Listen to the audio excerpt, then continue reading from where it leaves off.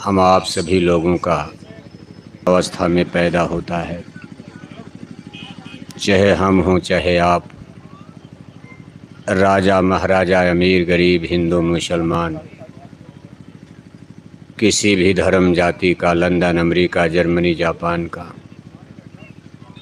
आज आदमी कितनों ऊंचाई पर हो, लेकिन जिस दिन दुनिया में जन्म लेता है सब लोग अज्ञान यानी अबोध अवस्था में पैदा होते हैं।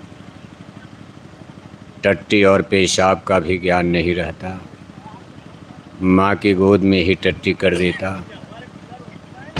किचन रसोई घर में बच्चे बच्चियाँ टट्टी कर देते हैं।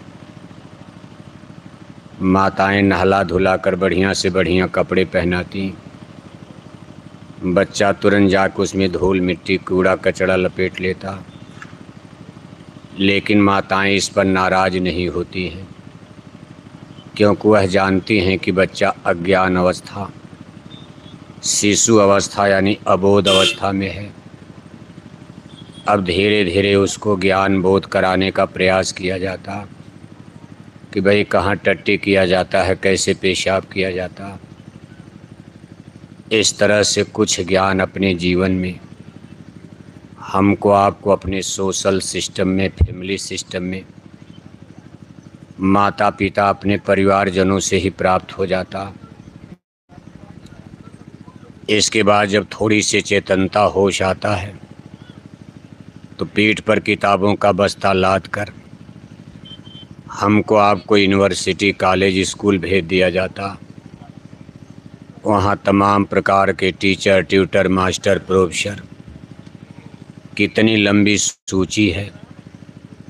आपने पहली कक्षा से पढ़ाई शुरू की, अगर आप यूनिवर्सिटी तक पहुँच गए तो सैकड़ों सैकड़ों टीचर ट्यूटर मास्टर प्रोफेसर आपको संसार की विद्या और ज्ञान बोध कराते हैं।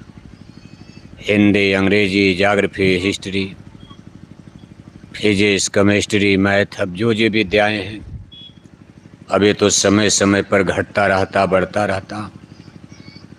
आज के 200-300 साल पहले जब साइंस और विज्ञान का युग नहीं था तो फिजिक्स, केमिस्ट्री, जूलॉजी, बॉटनी, ये स्कूल कॉलेज यूनिवर्सिटी भी नहीं थे, लेकिन स्कूल चलते थे।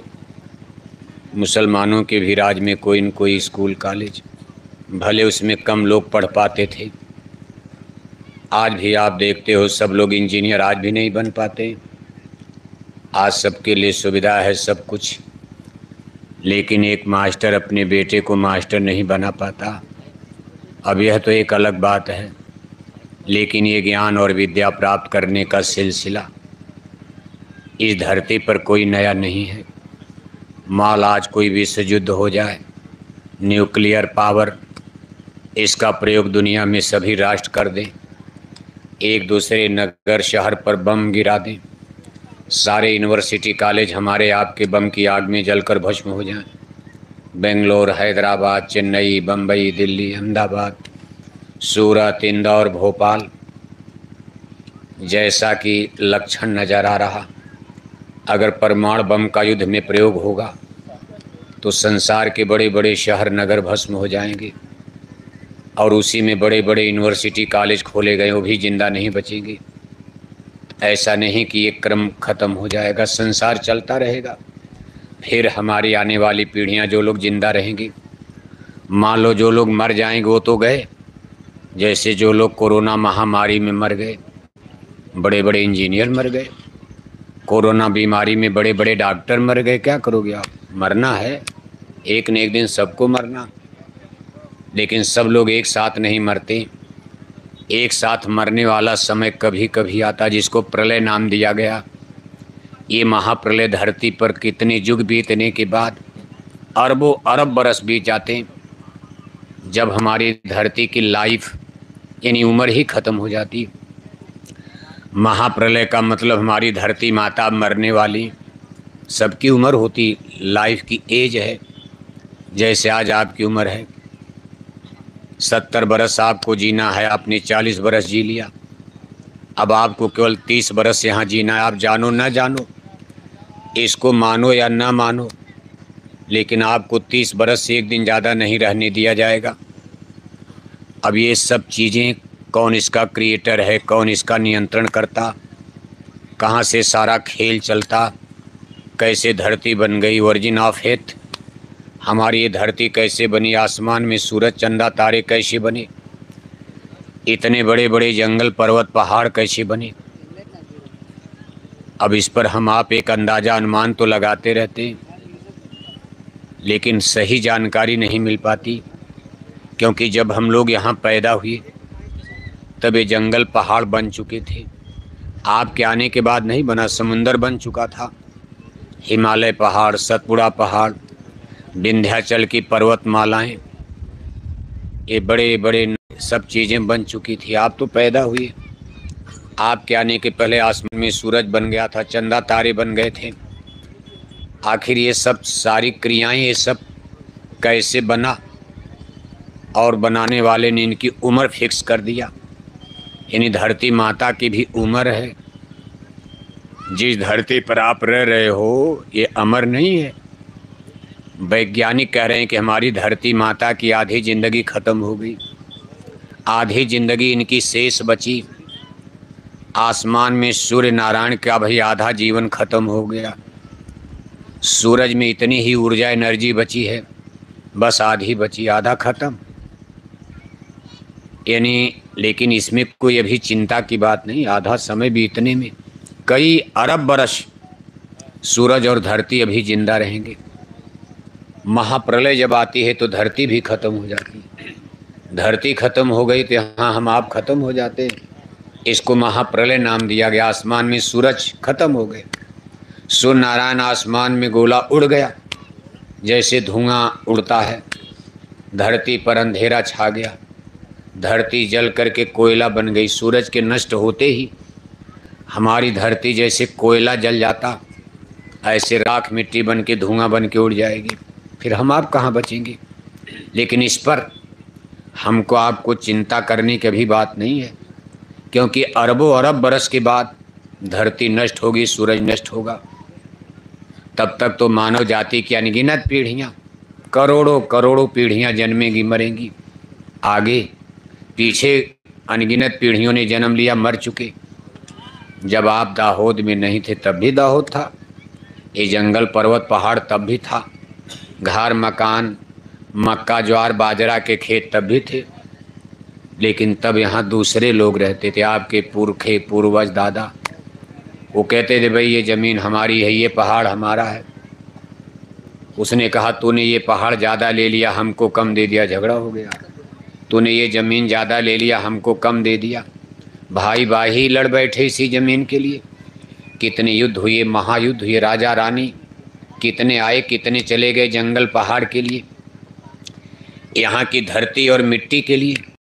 सब लोग लड़ते भिड़ते मरते कटते, सब लोग इस संसार में अनगिनत पीढ़ियाँ जन्म लिया, मर गए।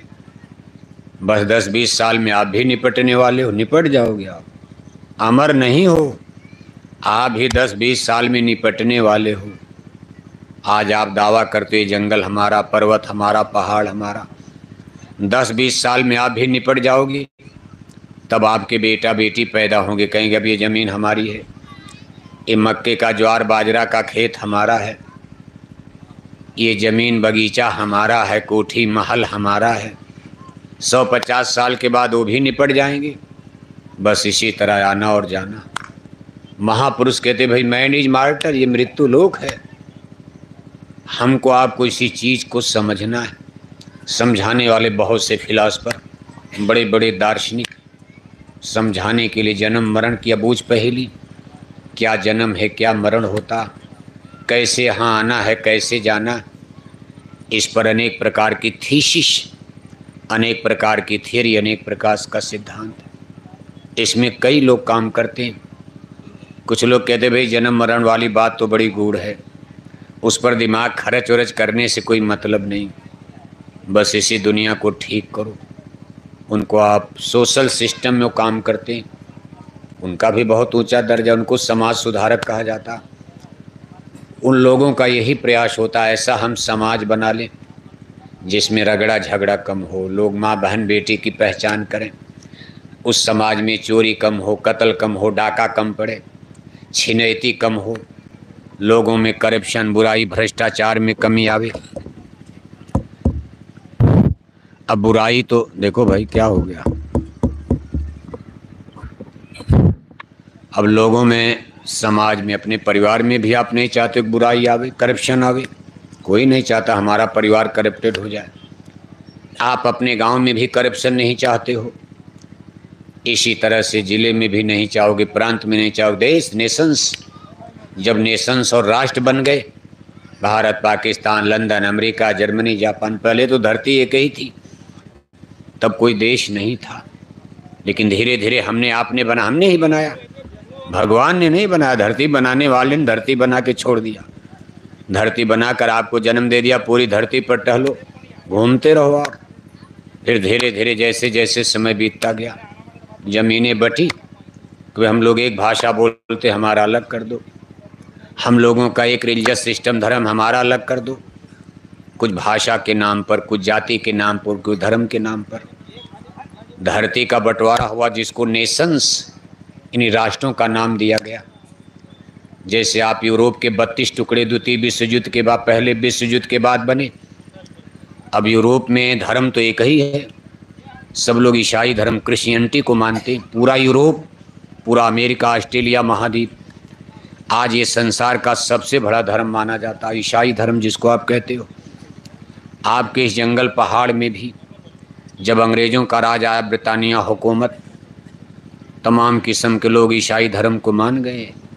उत्तर भारत में तो कम असर पड़ा, लेकिन आपके इस जंगल पहाड़ सतपुड़ा की बेल्ट में छोटे छोटे लोग रहते थे, उनके पास घर नहीं, मकान नहीं। 100 बरस पहले जब यहाँ ब्रिटानिया हुकूमत, अंग्रेज़ों का राज आया, उन लोग ये पहाड़ों में लोगों की दुर्दशा को देखे। उस समय भारत में हिंदू धर्म सफ़र करता था, मुसलमान भी आ चुके थे, तो यही हिंदू तमाम मुसलमान बन गए। क्यों? मुसलमानों ने इनको समझाया, भाई हिंदू धर्म में क्या है, ये लोग आपको अछूत मानते, इनके घर में कुत्ता दिन भर टट्टी खाता और इनकी थाली को चाट लेता। ये लोग थाली को धो करके भोजन कर लेते, कुत्ता टट्टी दिन भर खाता, इनकी थाली को चाट रहा, ये लोग देखते हैं हिंदू लोग, लेकिन उसको धोकर उसमें भोजन कर लेते। लेकिन आपको, इंसान मनुष्य होकर आपने इनकी थाली को छू दिया, ये अपनी थाली को जंगल में फेंक देते, थाली को आग में डालते हैं, अशुद्ध हो गई। इसलिए हिंदू धर्म में क्या रखा? आपको ये हिंदू अछूत मानते, इसलिए हमारे धर्म में आ जाओ। हमारे धर्म में हम आपको अपनी थाली में खिलाएंगे, आपको गले लगाएंगे। तो देखो तमाम छोटे छोटे गरीब लोग, कुछ तो डर में और कुछ इसी भाव में आकर के मुसलमान बन गए। राजे महाराजे, बड़े बड़े हिंदू राजा, उनको उन्होंने डरवाया कि भाई आपकी राज रियासत ख़त्म कर दी जाएगी अगर आप मुसलमान नहीं बनोगे। कुछ लोग विरोध भी किए, विरोध करने वाले कम, लेकिन सपोर्ट करने वाले, क्योंकि कौन लड़ेगा? अभी अपने किले महल में आराम से रहो, क्या फ़र्क, हिंदू से मुसलमान बन जाओ, राज रियासत तो बची रहेगी। लेकिन जिन लोगों ने इसको दूर तक सोचा, वो लोग खड़े हो गए। इसमें तमाम लोगों के नाम आप सुनते हो, महाराणा प्रताप, मराठा छत्रप शिवाजी महाराज। उत्तर भारत में सिख गुरु साहिबानों ने, गुरु गोविंद सिंह, गुरु तेग बहादुर, तमाम लोगों ने कुर्बानियाँ दिया। गुरु गोविंद सिंह के 2-2 बच्चे दीवाल में, बादशाह औरंगजेब के ज़माने में चुनवा दिए, जिंदा चुनवा दिया राजा के। बताओ, गुरु गोविंद सिंह के 2-2 लड़के, 9 बरस 11 बरस उम्र, 9 बरस 11 बरस। कब या तो मुसलमान बन जाओ वरना मौत के लिए खड़े हो, कहा भाई नहीं बनेंगे, और दीवाल में चुनवा दिया। तमाम इतिहास ग्रंथ भरे पड़े। अब देखो धर्म में ही झगड़ा खड़ा होता जा रहा। धर्म तो इसलिए खड़ा हुआ था भाई, जब लोग लड़ेंगे इस संसार में लड़ाई होगी, भगवान को मालूम था। ऐसी जगह आपको भेजा जा रहा है, एक तो अज्ञान में जाओगे, यहाँ आते ही आप अज्ञानी बन जाओगे।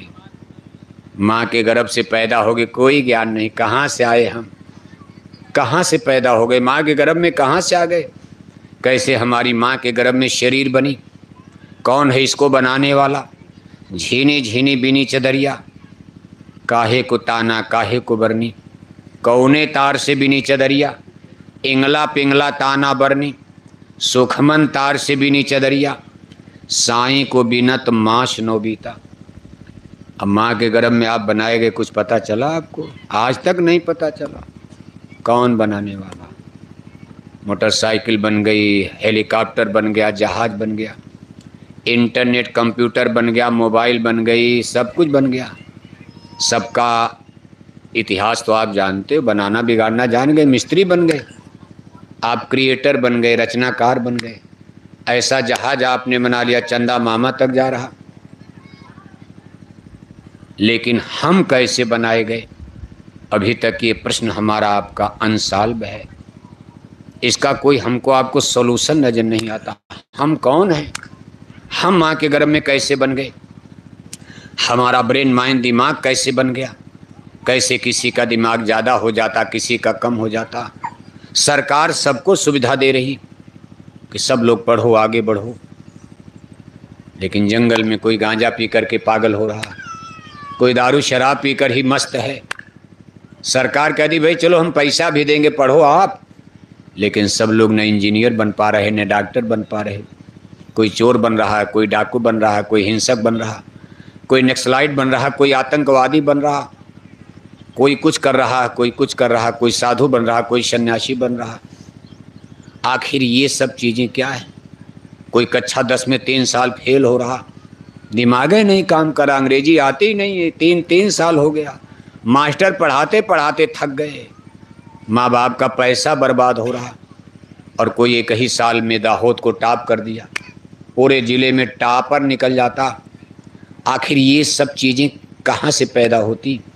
कोई माँ बाप चाहता नहीं कि मेरा बेटा इंजीनियर बन जाए, पैसा है, वो इंजीनियर भी है, लेकिन इंजीनियर भी अपने बेटे को इंजीनियर नहीं बना पा रहा, डॉक्टर अपने बेटे को डॉक्टर नहीं बना पा रहा, कलेक्टर अपने बेटे को चपरासी तक नहीं बना पा रहा। आखिर कहीं न कहीं से कोई बात तो है इसके पीछे। हम आप ये सोचते हम ही क्रिएटर हो गए, हम रचनाकार हो गए, चंदा मामा पर जहाज बना लिया। अब आप कहते हो हमको भगवान की कोई ज़रूरत नहीं है। अरे भाई भगवान की ज़रूरत तो पड़ेगी। मान लो आपके दाहोद में 2 साल सूखा पड़ जाए, 2 साल पानी बरसना बंद हो जाए, किसके दरवाजे जाओगे आप? 2 साल सूखा पड़ जाए, नदी नाले तालाब झरने सूख गए, पीने का पानी दाहोद में नहीं मिल रहा, और पानी नहीं बरसेगा तो धरती माता से अनाज फल सब्जी पैदा होगा, और अनाज फल सब्जी नहीं पैदा होगा। आपके घर में, सबके घर में सरकार कोठी हवेली बनवा दे, सबके घर में बोरा का बोरा नोट भर के रख दिया गया, और आपके घर में 10-20 किलो गेहूँ चावल न हो तो 15-20 दिन के बाद सब लोग सूट बूट टाई कोट बांधे हुए अपने कुर्सी पलंग पर मरे मिलोगे। कोई जिंदा बचेगा? अरे भाई प्राण तो अन्न में है, और अन्न की अभी तक दुनिया में कोई फैक्ट्री नहीं बन पाई। लंदन अमेरिका के वैज्ञानिक जिन्होंने सबसे पहले चंद्रमा पर आदमी भेज दिया, इतनी उनकी वैज्ञानिक उन्नति है, ब्रह्मांड को, यूनिवर्स को मशीनों से देख रहे, लेकिन आज उनके पास भी कोई ऐसी फैक्ट्री नहीं कि जहां चावल पैदा कर लिया जाए, फैक्ट्री में आलू टमाटर बना लिया जाए, फैक्ट्री में गेहूं चावल पैदा कर लिया जाए। भाई फैक्ट्री में तो कपड़ा बनेगा, जूता चप्पल बनेगा, आपके लिए किस्म किस्म के खिलौने बनेंगे, आपके लिए कूलर बनेगा, फ्रिज बनेगा, फैन बनेगा, पंखा बनेगा, मोटरसाइकिल की फैक्ट्री, हेलीकॉप्टर की फैक्ट्री, जहाज की फैक्ट्री, और फिर परमाणु बम की फैक्ट्री बना के मरी जाओगे आप। बस एक तरफ बनाया, एक तरफ मरने का सामान बना के रख लिया। परमाणु बम क्यों बना लिया? प्रश्न खड़ा होता, क्यों, इसकी क्या ज़रूरत थी? जानते भी थे तो नहीं बनाना चाहिए था। अगर ये कहीं गलत आदमी के हाथ में पड़ गया, अगर कहीं आतंकवादियों को परमाणु बम मिल जाए, फिर ये दुनिया बचने वाली है? मान लो समझदार आदमी तो उसको कहेगा भाई मत मारो, परमाणु बम कोई मामूली समझ रहे हो? भारत का सबसे बड़ा शहर आज बम्बई है। आज अमेरिका का 2 परमाणु बम, जिसको हाइड्रोजन बम कहते हैं, बम्बई ऐसे शहर पर डाल दिया जाए तो 2 घंटे के अंदर बम्बई का चेहरा लहूलुहान खूनी हो जाएगा। भारत का सबसे बड़ा शहर बम्बई 2 घंटे में जलकर भस्म हो जाएगा। 2 परमाणु बम, हाइड्रोजन बम, मामूली चीज़ है। और ऐसे कितने हजार परमाणु बम अमेरिका ने बनाया। परमाणु बम बनाने की पहली होड़ अमेरिका ने ही शुरू किया। अमेरिका में ही लोगों ने इसकी खोज 1945 में, और इसका पहला प्रयोग जापान पर कर दिया। 6 अगस्त और 9 अगस्त को जापान के WW2 दूसरे विश्व युद्ध में 2 परमाणु बम ले जाकर अमेरिका ने जापान पर गिरा दिया था। जापान की कमर टूट गई। जर्मनी के हिटलर और जापान की सेनाएं युद्ध हार गई। जापान ही नेताजी सुभाष चंद्र बोस को मदद दे रहा था और रंगून बर्मा की तरफ से दिल्ली की तरफ बढ़ रहे थे, जीत रहे थे। अगर दिल्ली पहुंच जाते तो भारत 1945 में आज़ाद हो जाता। लेकिन जब अमेरिका ने जापान पर परमाणु बम गिराया तो जापान की कमर टूट गई। उसने कहा भाई हम आपकी क्या मदद करें, हमारी कमर टूट गई, हम युद्ध हार गए, अब आप अपनी जान बचाओ। तो नेताजी सुभाष चंद्र बोस की कुछ मलट्टी मार दी गई। कुछ बेचारे भाग गए जंगल में, बर्मा रंगून में, और नेताजी सुभाष चंद्र बोस अपना जहाज लेकर उड़े। अब कहाँ गए, आज तक ये चीज़ सस्पेंस बनी हुई है। लेकिन 2 परमाणु बम ने युद्ध की स्थिति को, जापान जीत रहा था। हिटलर, जिसको आप हिटलर कहते हो, जर्मनी जापान मिलकर युद्ध जीत रहे थे। लेकिन कोई नहीं जानता था अमेरिका के पास परमाणु बम बन गया। जिस दिन उसने नागासाकी हिरोशिमा जापान पर गिराया तब दुनिया बौखला गई कि ऐसा भी हथियार बन गया। लोग तोप सोचते थे, छोटे मोटे बम गोले देख रहे थे, राइफल बंदूक, लेकिन परमाणु बम को दुनिया ने 1945 में, और अब तो इतने खतरनाक परमाणु बम हैं कि 1945 वाला परमाणु बम तो भूल जाओ। अब तो ये दुनिया इतने खतरे में पड़ी हुई, ऐसे परमाणु बम बनाने की क्या जरूरत है। और ऐसे बारूद के ढेर पर बैठी हुई दुनिया, ऐसे खतरे में बैठा हुआ मनुष्य जो आग के अंगारे पर बैठा है, वो भगवान से बगावत करता है। हम भगवान नहीं मानते। पढ़े लिखे लोगों से बात, वो कहते गॉड इज नथिंग, भगवान कुछ नहीं, खाओ पियो मौज उड़ाओ, हमने ये बना लिया, वो बना लिया, थोड़ा पढ़ लिख लिए, इंजीनियर बन गए, डॉक्टर बन गए। अब उनके सामने भगवान देवी देवता, रामायण गीता उता कुछ नहीं। वो लोग कहते रामायण जला दो, खत्म करो रामायण, ये सब गड़बड़ सड़बड़ है, धर्म कर्म बर्बाद करता, धर्म कर्म में समय बर्बाद क्यों करते हो। कहा रामायण खत्म करो, गीता खत्म करो, राम को गाली, किरण को गाली। कहीं कहीं शराब पी लिया तो दाहोद के चौराहे पर खड़े होकर तब तक गांधी महात्मा को ही गाली देने लगे। अब आप इनको आप क्या बताओ, गांधी कोई मामूली चीज़ है, गांधी को गाली देना तो आसान है, लेकिन आज के ज़माने में गांधी बनना बहुत कठिन है। गांधी कोई मामूली थे, बैरिस्टर थे, जिस समय हिंदुस्तान के लोगों के स्कूल नहीं था, लंदन जाकर के बैरिस्टरी की डिग्री हासिल की, सूट बूट टाई कोट पहनते थे। कितने बड़े बाप के बेटे रहे होंगे। हिंदुस्तान के लोग प्राइमरी नहीं पास कर पाते और गांधी जी लंदन जाकर suit boot tie coat. Bharat में लोगों को चड्ढी मिलना कठिन था और उस सूट बूट टाई कोट लगाकर लंदन कैम्ब्रिज में और बैरिस्टरी की डिग्री।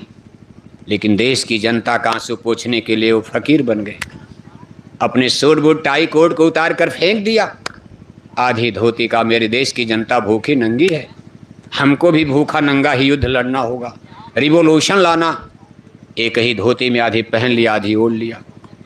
और आज आप गीत गाते हो, साबरमती के संत तूने कर दिया कमाल, लड़ी धरती पर तूने अजब ढंग की लड़ाई, न दागी कहीं तोप ना बंदूक चलाई, ले ली आज़ादी बिना खड़ग बिना ढाल, साबरमती के संत तूने कर दिया कमाल।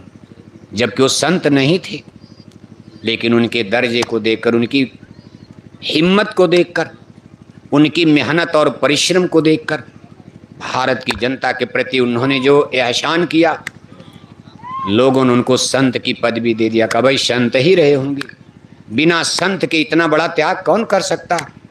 कौन अपने बाल बच्चों को त्याग करके और जंगल जाएगा, कौन साधु सन्यासी बनेगा महात्मा बुद्ध की तरह। ये कोई गांधी ही कभी कभी जन्म ले सकते। आज 75 साल देश को आज़ाद हुए हो गया।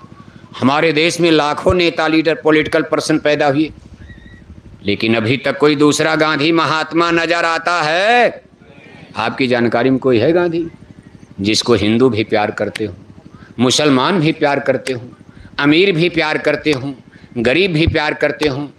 10-20 हजार किसी को गाली दे दें, 1 अरब 30 करोड़ क्या फर्क पड़ता? 2-4 लाख तो राम को भी गाली देने वाले मिल जाएंगे। हिंदू भगवान मानते, उसी हिंदू में 10-20 लाख राम को भी गाली देंगे।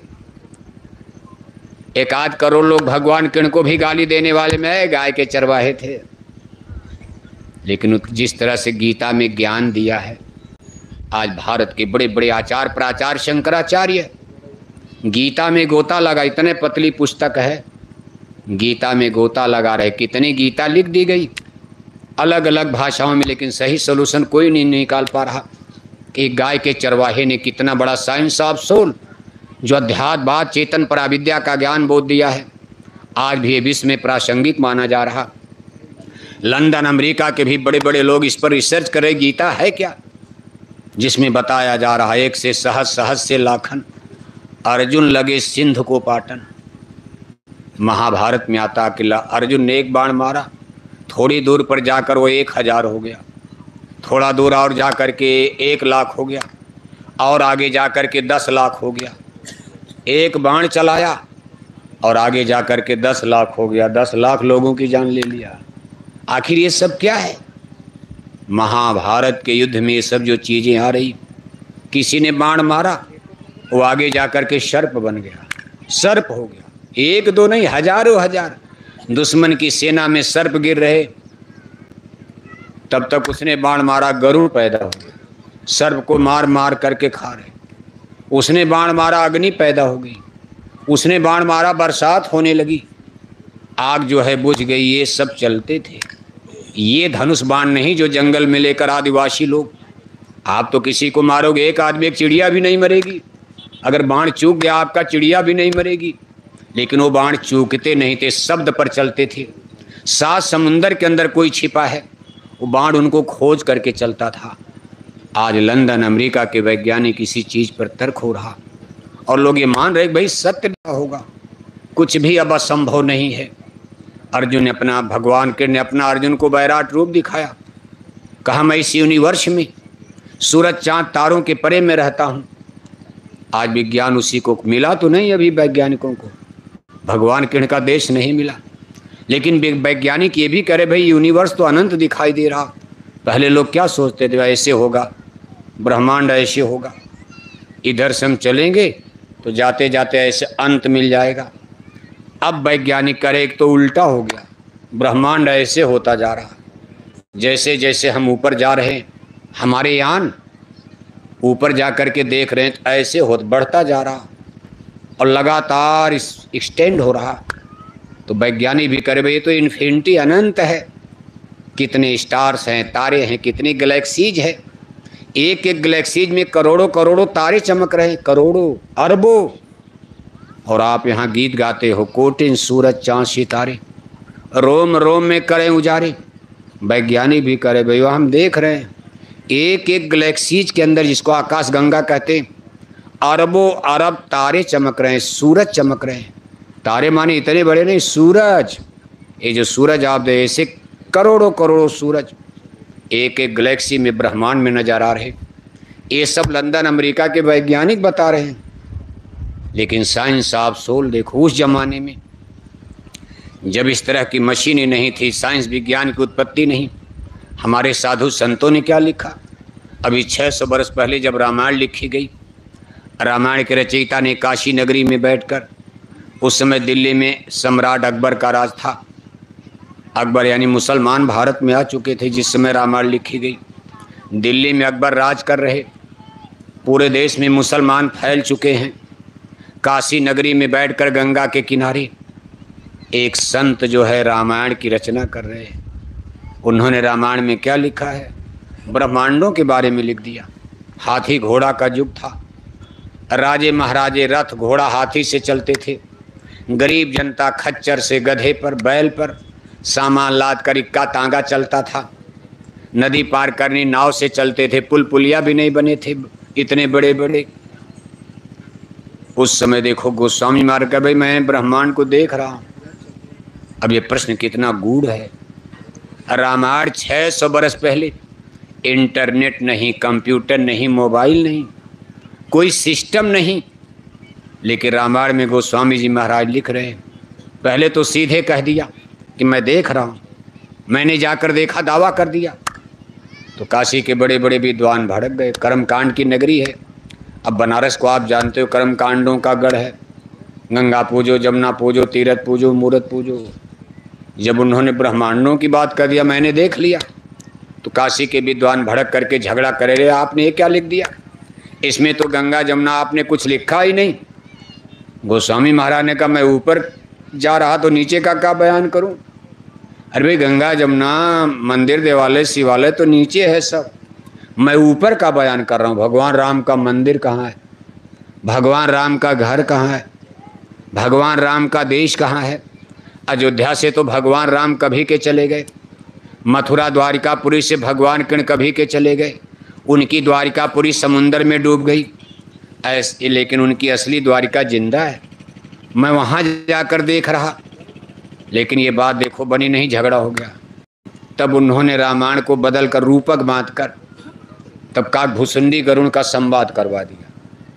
कभी हमने देखो गरुड़ जी काकभूषुंडी जी कह रहे हैं, गरुड़ काकभूषुंडी संवाद के नाम पर रामायण में कहीं विश्वामित्र से कहला दिया, कहीं वशिष्ठ से कहला दिया, कहीं भगवान राम से कहला दिया कि एक बार रघुनाथ बुलाए, गुरुद्विज पर बाशिन सब आए गुरुद्विज अरपुर सज्जन, बोले बचन भगत भय भंजन, नहीं अनीत नहीं कछ प्रभताई, सुनो करो जो तुम्हें सुहाई, बड़े भाग्य मानुष तन पावा, सुर दुर्लभ सदग्रंथन गावा। ये चौपाई तो सब बोलते हो, लेकिन रामायण में गोस्वामी महाराज ने लिखा, कौन कह रहे हैं, भगवान राम का वचन है ये।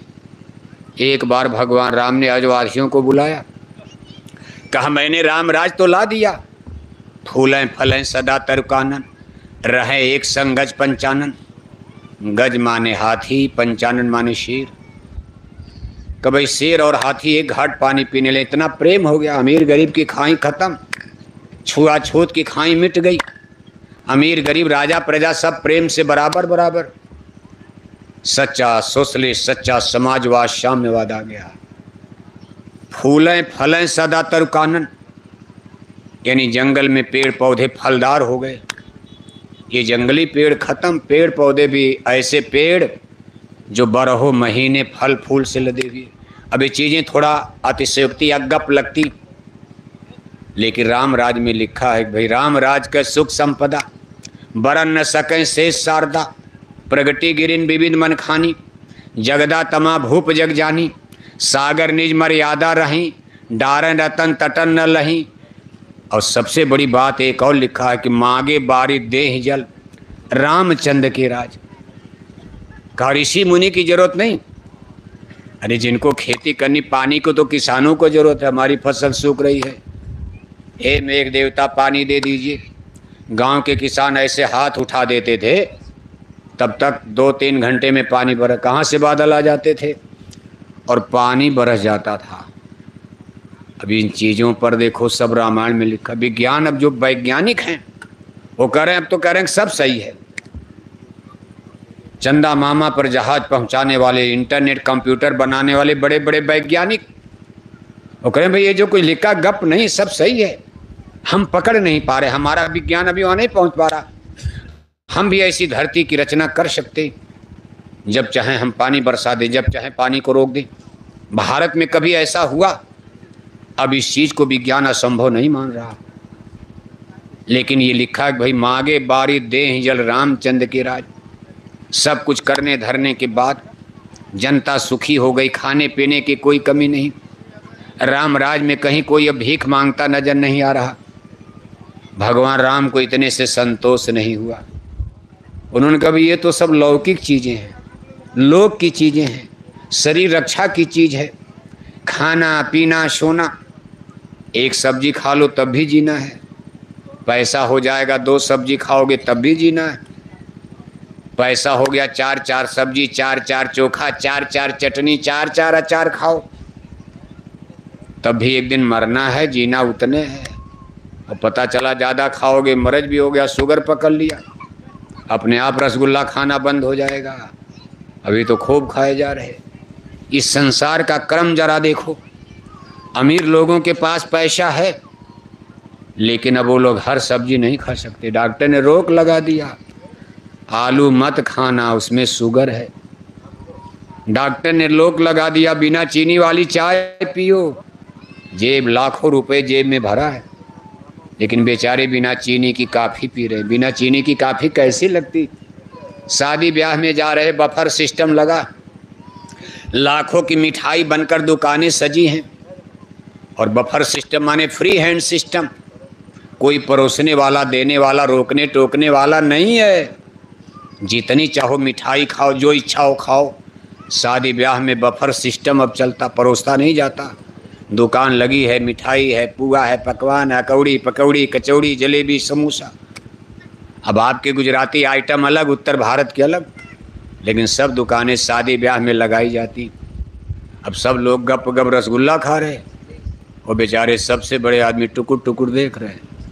अरे बाबूजी, आप भी बड़ी अच्छी मिठाई है। अरे बाबूजी, एक टुकड़ा खा लिए, बड़ी अच्छी बनी है। अरे भाई, हमको तो शुगर हो गया, डॉक्टर ने मना कर दिया, अगर हम रसगुल्ला मिठाई खाएंगे कल शुगर हो जाएगा। बताओ, विधि का विधान। गरीब आदमी खा रहा, लेकिन गरीब के पास पैसा नहीं। गरीब के पास पैसा नहीं, इच्छा अनुसार सब्जी नहीं ले सकता। सब्जी महंगी हो गई, आज उसके घर में दाल ही रहेगी, सब्जी नहीं। दाल महंगी हो गई, सब्जी से काम चला लेगा। उसके पास पैसा नहीं कि हर व्यंजन खा सके, और अमीर भी नहीं खा सकता, उसको शुगर पकड़ लिया। भगवान को आपने समझा? जितने बड़े आदमी, जितने घर में पैसा, उतने बड़ी बीमारी हो गई। ये बीमारी किसी गरीब को लग जाए तो मर जाएगा। उसके पास इतना पैसा है ही नहीं, न पीजीआई जा सकता, न एम्स जा सकता, न अमेरिका जा सकता। लेकिन जिनके बैंकों में करोड़ों करोड़ों रुपए, उनके लिए कोई बीमारी आ गई, 20 लाख बम्बई में लगाएंगे। बम्बई का डॉक्टर जवाब देगा 50 लाख दिल्ली लगाएंगे। वहाँ का डॉक्टर जवाब देगा 4 करोड़ अमेरिका लगा देंगे। लेकिन ये काम बड़े लोग, भगवान भी गजब की चीज़ है।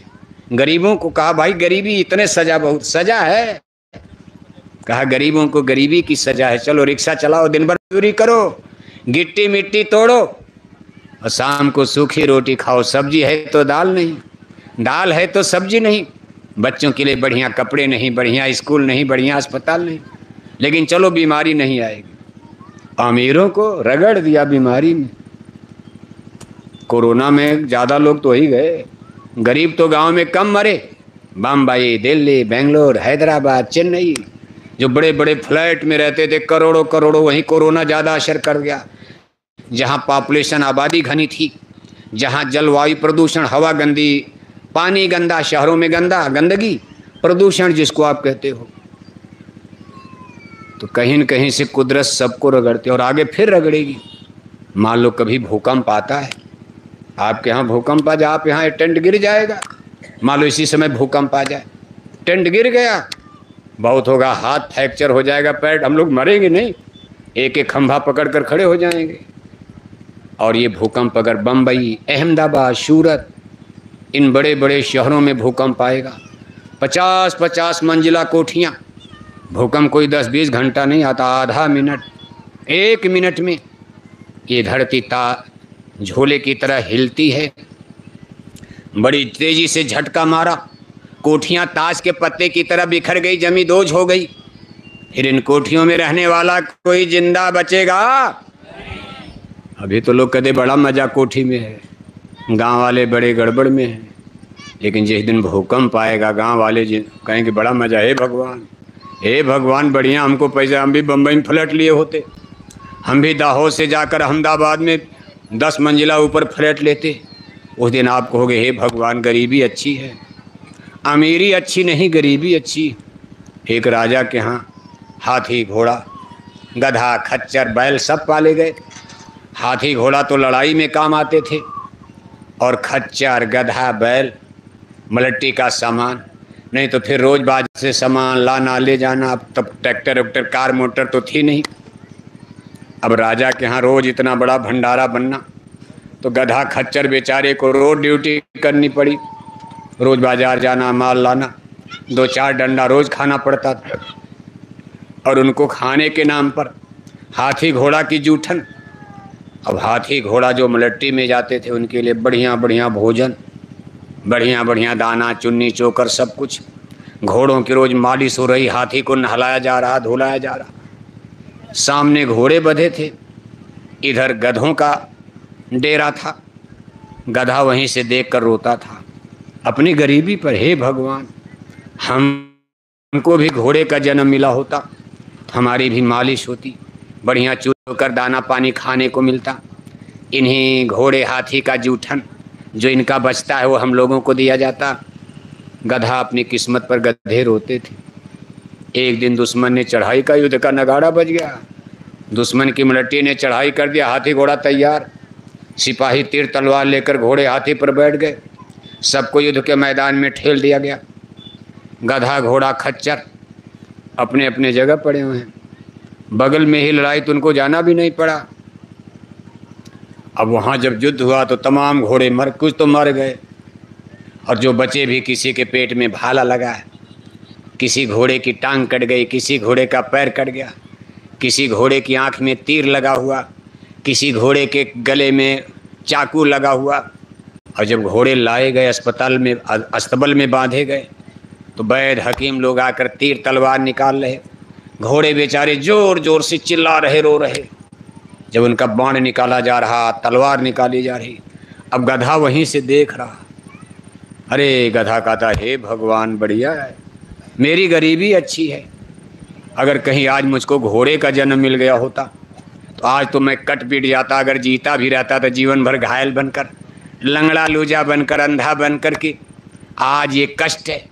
इसलिए हे भगवान, घोड़े का नहीं गधे का जन्म बढ़िया है। अमीरी अच्छी नहीं, गरीबी अच्छी है। और सच्ची बात तो है, दुनिया में कुछ अच्छा नहीं है, ये संसार ही अच्छा नहीं। बस आप केवल भ्रम में हो, आप अच्छा मान करके चल रहे, बस मानने वाली बात। जिस दिन सही ज्ञान हो जाएगा इसको खराब मानकर महात्मा बुद्ध की तरह जंगल चले जाओगे। महात्मा बुद्ध जी कोई मूर्ख नहीं थे, राजकुमार थे, राजा के लड़के थे, हमसे आपसे ज़्यादा ज्ञानी थे। एक राजकुमार इतना पागल हो सकता कि अपनी सुंदर से सुंदर महारानी को, 1 साल के बच्चे को छोड़कर आज सोने चांदी के गहने उतार कर हम आप सोने चांदी पाने के लिए झगड़ा कर रहे हैं। और आज जिसके पास सोने चांदी के गहने हैं, सब पहने हैं, अरबों अरबों के हीरे गले में पड़े हैं, मोतियों की माला है, बड़े बड़े किले महल उनके सामने हैं, लेकिन आज रात का समय, आधी रात को सब छोड़ करके गहने वहने वहीं छोड़ दिया और फटी पुरानी गुदड़ी पहनकर, फटे पुराने कपड़े पहनकर आज देखो महात्मा वो जंगल की तरफ चल पड़े। क्यों? यही विवेक होता। और ज्ञान कैसे हो गया? किसी गुरु ने भी नहीं सुनाया। किस्मत होती, ज्ञान कई तरह से प्राप्त होता। हमको आपको तो इतना सुनाना पड़ रहा। महात्मा बुद्ध को कभी सत्संग सुनने का मौका नहीं, बस इतना था जिस दिन पैदा हुई। जब पंडित पुरोहित बड़े बड़े ज्योतिषी लोग आए, महाराज ने बुलाया महल में कि घर में राजकुमार पैदा हुआ है, जरा इसकी जन्म कुंडली देखकर बताओ इसका फ्यूचर क्या है। कुछ ज्योतिषियों ने सही गणना करके बताया, महाराज इस बालक की जन्म कुंडली बता रही या तो ये संसार में चक्रवर्ती सम्राट बनेगा, बहुत बड़ा राजा बनेगा, और वरना नहीं तो ये बहुत बड़ा महात्मा संत बन जाएगा। अब राजा सावधान हो गए, कहा भाई संत साधु बन जाएगा। कहा महाराज ये साधु सन्यासी भी बन, दोनों खतरा है। बनेगा तो राजा बनेगा, नहीं तो इतना बड़ा महात्मा बनेगा, दुनिया में नाम हो जाएगा, सूरज हो जाएगा। और महात्मा बुद्ध को son of Asia, light of Asia, America London नहीं लेकिन एशिया का सूरज उनको कहा जाता। जापान, चीन, कोरिया, सब बौद्ध धर्म देखो अपने ज़माने में फैला दिया, लंका तक फैला दिया। भारत की बात छोड़ो, चीन, कोरिया, जापान। लेकिन कोई बाप ये नहीं चाहेगा कि मेरा बेटा साधु हो जाए, कोई नहीं चाहता। आप भी नहीं चाहोगे। आप भले सत्संगी हो, लेकिन आपका बच्चा भी निकल के जाके पूजा माला करने लगे, आपको अरे भाई घर भी देखोगे कि रोज पूजा माला प्रचार करोगे आप, कोई नहीं चाहता। आज एक राजा जिसकी इतनी बड़ी राज रियासत है, उनका बेटा साधु बन जाए, राजा कैसे मंजूर करेंगे? इसलिए उन्होंने बड़ी जल्दी जल्दी उनको राजा ही बनाने की कोशिश किया। सुंदर स्त्री यशोधरा, देखो शादी करवा दिया। देखते देखते साल नहीं बीता, एक सुंदर बच्चा राजकुमार पैदा हो गए। महात्मा बुद्ध की उम्र 24-25 साल हो जाती, घर में राजकुमार का जन्म होता, बधाइयाँ बजती हैं, लड्डू पूड़ी बांटे जा रहे, नगर में उत्सव मनाया जा रहा। उसी समय देखो विधि का विधान, देखो घटना घटती। एक दिन महात्मा बुद्ध शाम का समय अपने रथ पर बैठकर अपने मंत्री के साथ हवा खाने के लिए ऐसे राजपथ से बाहर निकलते। सारथी जो घोड़ा हाँकता, उनका रथ हाँक रहा और महात्मा बुद्ध आराम से जा रहे। सामने एक बुढ़ा आदमी, बिल्कुल बुढ़ा गरीब आदमी, मरने के करीब है, पेट पीट सट करके एक हो गया, हड्डी हड्डी उसकी दिखाई दे रही, पैरों में दम नहीं, लाठी लेकर अधनंगा बदन, आधी धोती पहना आधी ओढ़े, ऐसे गड़गड़ गड़गड़ कांपता उनके रथ के सामने जा रहा राजपथ पर। महात्मा बुद्ध ने कहा, सारथी ये कौन है? सारथी कहा था, महाराज ये बुढ़ा आदमी। कहा, बुढ़ा क्या होता? अब देखो उनको ये भी नहीं पता बुढ़ा क्या होता।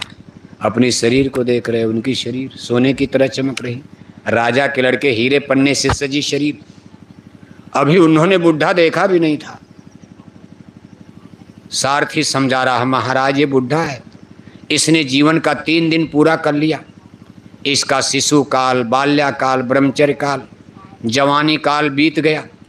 अभी जीवन के अंतिम चरण में चला, वृद्धावस्था, बुढ़ापा में। महात्मा बुद्ध कहते हैं, मैं भी बुढ़ा हो जाऊंगा? तो सारथी कहता, महाराज ये परमात्मा का, प्रभु का बनाया नियम,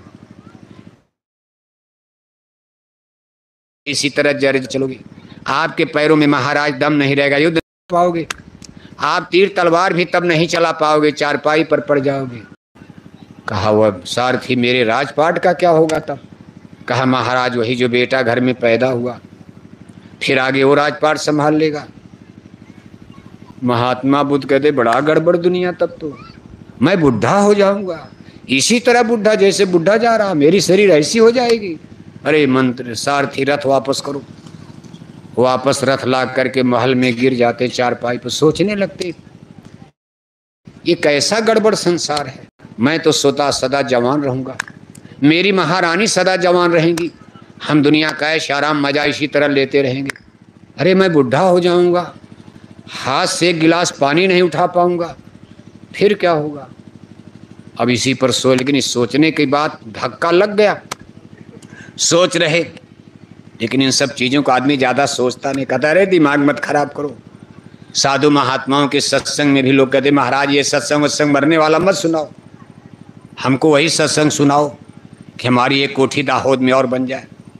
महाराज ऐसी कथा सुनाओ, ऐसा हमको आशीर्वाद देकर जाओ, हमारी बहू को नौकरी मिल जाए, हमारे बच्चों को नौकरी मिल जाए। महाराज हम दाहोद में सबसे बड़े आदमी बन जाए, हमारी फैक्ट्री कारखाना लग जाए।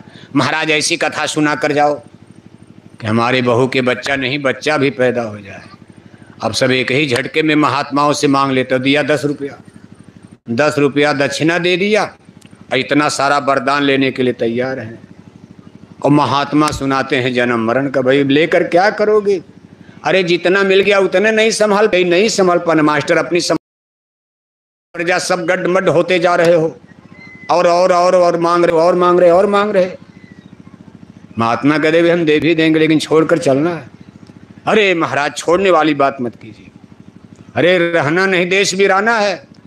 राजे चले गए, महाराजे चले गए, एक राजा था एक रानी, और मर गए राजा, मर गए रानी, हो गई खत्म। अरे कहा महाराज जी कथा मत, ये मरने वरने वाली मत, मोक्ष मुक्ति नरक वरक बाद में देखा जाएगा, नरक नरक मोक्ष मुक्ति बाद में हम देखेंगे, पहले हमको यही कथा सुना कर जाइए कि हम दाहोद के सबसे धनी मानी आदमी बन जाए, दौलत मिल जाए, पैसा मिल जाए। अब संत महात्मा भाई सुनाएंगे, उनको तो मोक्ष मुक्ति सुनाना, अध्यात्मवाद जिसको कहते हो, साइंस ऑफ सोल, आत्मा परमात्मा के विज्ञान को अध्यात्मवाद कहा जाता। और इस जहाँ एक ज्ञान प्राप्त उसको सनातन धर्म कहते हैं। सनातन धर्म माने जो सबका है, हिंदू को भी मरना है तो मुसलमान को भी मरना, हिंदू को मौत के बाद मुक्ति चाहिए तो मुसलमान को भी चाहिए, और सबके जन्मने मरने का एक ही किस्सा कहानी है। ये नहीं कि हिंदू ऐसे मरेंगे, मुसलमान ऐसे मरेंगे, ऐसा नहीं है। राजा ऐसे जाएंगे, प्रजा ऐसी जाएगी। जंगल वाले धरती में दब जाएंगे और कोठी हवेली वाले, शहर वाले आसमान मुड़ जाएं, ऐसा नहीं है। नेचुरली कॉन्स्टिट्यूशन, जन्म मरण का विधान सबके लिए एक ही है। सबको मरकर एक ही जगह चलना है, आत्मा को। इसलिए इस विज्ञान को सनातन कहते। कहाँ चलोगे आप? कहाँ से आए हो? मौत के बाद कहाँ चलना है और कहाँ आपको ले जाएंगे? कैसे स्वर्ग नरक मिलता, कैसे मोक्ष मुक्ति मिलती, मूल चीज इस ज्ञान को सनातन कहा जाता। बाकी इधर जो ज्ञान देख रहे तो खोखला ज्ञान है। इधर जो आप देख रहे धर्म सिस्टम, कितने धर्म बन गए, इसमें कहीं कोई सनातन नजर नहीं आता। और इस ज्ञान को प्राप्त करने के लिए, सनातन ज्ञान को प्राप्त करने के लिए आत्मा परमात्मा, इसमें वेजिटेरियन लाइफ सिस्टम, इसीलिए इसको शाकाहारी धर्म कहा जाता। सनातन जब भी धरती पर आएगा उसकी पहचान होगी। आप भी पहचान लेना कि जिस दिन सनातन दाहोद में आएगा, आपके पूरे दाहोद जिले में मछली अंडा शराब की दुकानें बंद मिलेंगी। दाहोद जिला में कोई भी मांस नहीं खाएगा, तब कोई मछली नहीं खाएगा, कोई शराब गांजा पीता नजर नहीं आएगा। तब मान लेना कि अब दाहोद जिला में क्या आ गया? क्या आ गया? सनातन धर्म, सबका धर्म, हिंदू का, मुसलमान का। आप कहोगे ये कैसे होगा? होगा। कभी धरती पर रहा तो आज भी, आगे भी आएगा।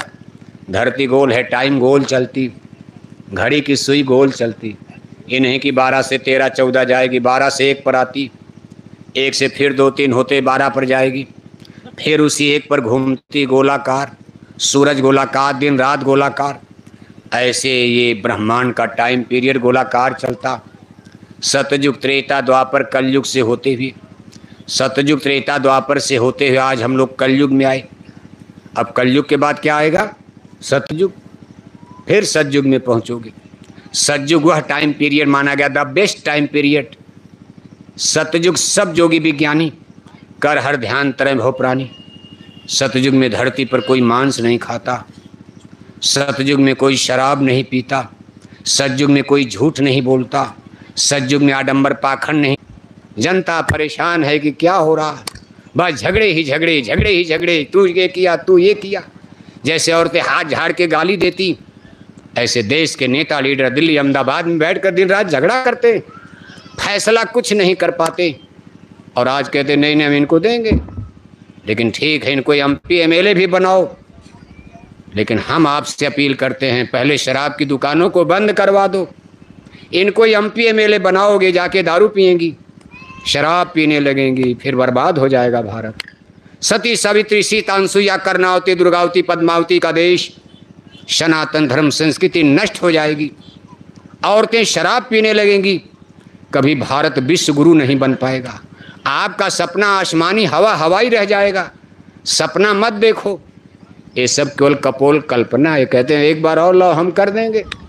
क्या कहते हैं आपसे? एक बार? अरे 75 साल तो कर लिया, क्या किया? स्कूल बनाना, अस्पताल तो सब बनवाएंगे, कोई आएगा? 10% भी लगा दो तो आपके गुजरात में स्कूल, अस्पताल, सड़क सब बन जाएगा। लगा भी दिया। लेकिन कुल मिलाकर नैतिक बल मजबूत होना चाहिए। अच्छा समाज बनाना, अच्छा राष्ट्र बना, अच्छे आदमी होने चाहिए। जब मनुष्य का नैतिक बल कमज़ोर हो जाता तो परिवार खत्म, गांव खत्म, समाज खत्म और राष्ट्र खत्म हो जाता। आज बड़े बड़े दुनिया के राष्ट्र क्यों मिट गए? उनके नैतिक बल कमज़ोर थे। आज पाकिस्तान मिटने के करीब क्यों चल गया? वहाँ नैतिक बल लोगों का कमज़ोर है, आधार गलत है। लेकिन भारत आज भी हमारा जिंदा है, टिका है। लेकिन आप गड़बड़ रास्ता पकड़ने जा रहे हो। अगर हमारे देश में बेटियों ने, बेटों ने, सबने दारू पीना शुरू कर दिया तो सबका नैतिक बल कमज़ोर हो जाएगा। भले अंग्रेजी बोलेंगे, लेकिन इनसे चरित्र और ईमान की आशा, अच्छे काम की आशा नहीं की जा सकती। अफसर अधिकारी भी देखो दारू पीने लगते, गड़बड़ कर देते। मनुष्य का सबसे बड़ा होता है कैरेक्टर, चरित्र बल, नैतिक बल। यही भारत की संस्कृति आदर्श रहा है। और इसको बनाने के लिए आपको अध्यात्मवाद का सहारा लेना पड़ेगा। समाज सुधारक भी हैं देश में, पॉलिटिकल पर्सनों के भाषण आप सुनते रहते हो। वो भी अच्छे समाज का, अच्छे भारत के निर्माण के लिए सोच रहे हैं, लेकिन राजनीति में इतना दम खम नहीं है। वो चरित्र निर्माण की बात जनता में, कानून बना देंगे, बहुत करेंगे, जबरदस्ती कर देंगे, नहीं लागू होगा मलट्टी लगा दे, नहीं मानोगे वो फौज लगवा देंगे। जनता डर के मारे मानना, चाहे गलत कानून हो चाहे सही कानून। लेकिन अध्यात्मवाद एक ऐसी चीज़ है, ये विद्या, ये ज्ञान संतों की आध्यात्मिक पाठशाला सत्संग में जब आ करके आप बैठोगे तो आपको डंडा नहीं मारा जाएगा, पुलिस नहीं, मलट्टी नहीं, फौज नहीं। ये प्रेम का सौदा होता है, और जो चीज़ प्रेम से स्वीकार कर ली गई वो अमिट और अमर मानी जाती। परमात्मा भी प्रेम से प्रकट हो जाता। प्रेम बहुत बड़ी चीज़ होता, और ये प्रेम संतों के सत्संग में आप देख सकते हो। राजनीति में नहीं मिलेगा, समाज सुधार में भी नहीं मिलता। बड़े बड़े समाज सुधारक, बड़े बड़े लोग काम करते, लेकिन झगड़े बढ़ जाते, रगड़े बढ़ जाते। का सठ सुधरे सत्संगति पाई। बड़े बड़े अधम, बड़े बड़े पापी, बड़े बड़े गुनहगार संतों महात्माओं के सत्संग में देखो बदल गए। Good idea, good behaviour, good thinking, उनकी सोच, उनका चिंतन, उनका व्यवहारिक जीवन कितना शुद्ध और पवित्र हो गया। हजार नहीं, लाखों नहीं, करोड़ों लोग। आप वाल्मीकि जी का नाम सुनते हो, वाल्मीकि भाई ब्रह्म समाना।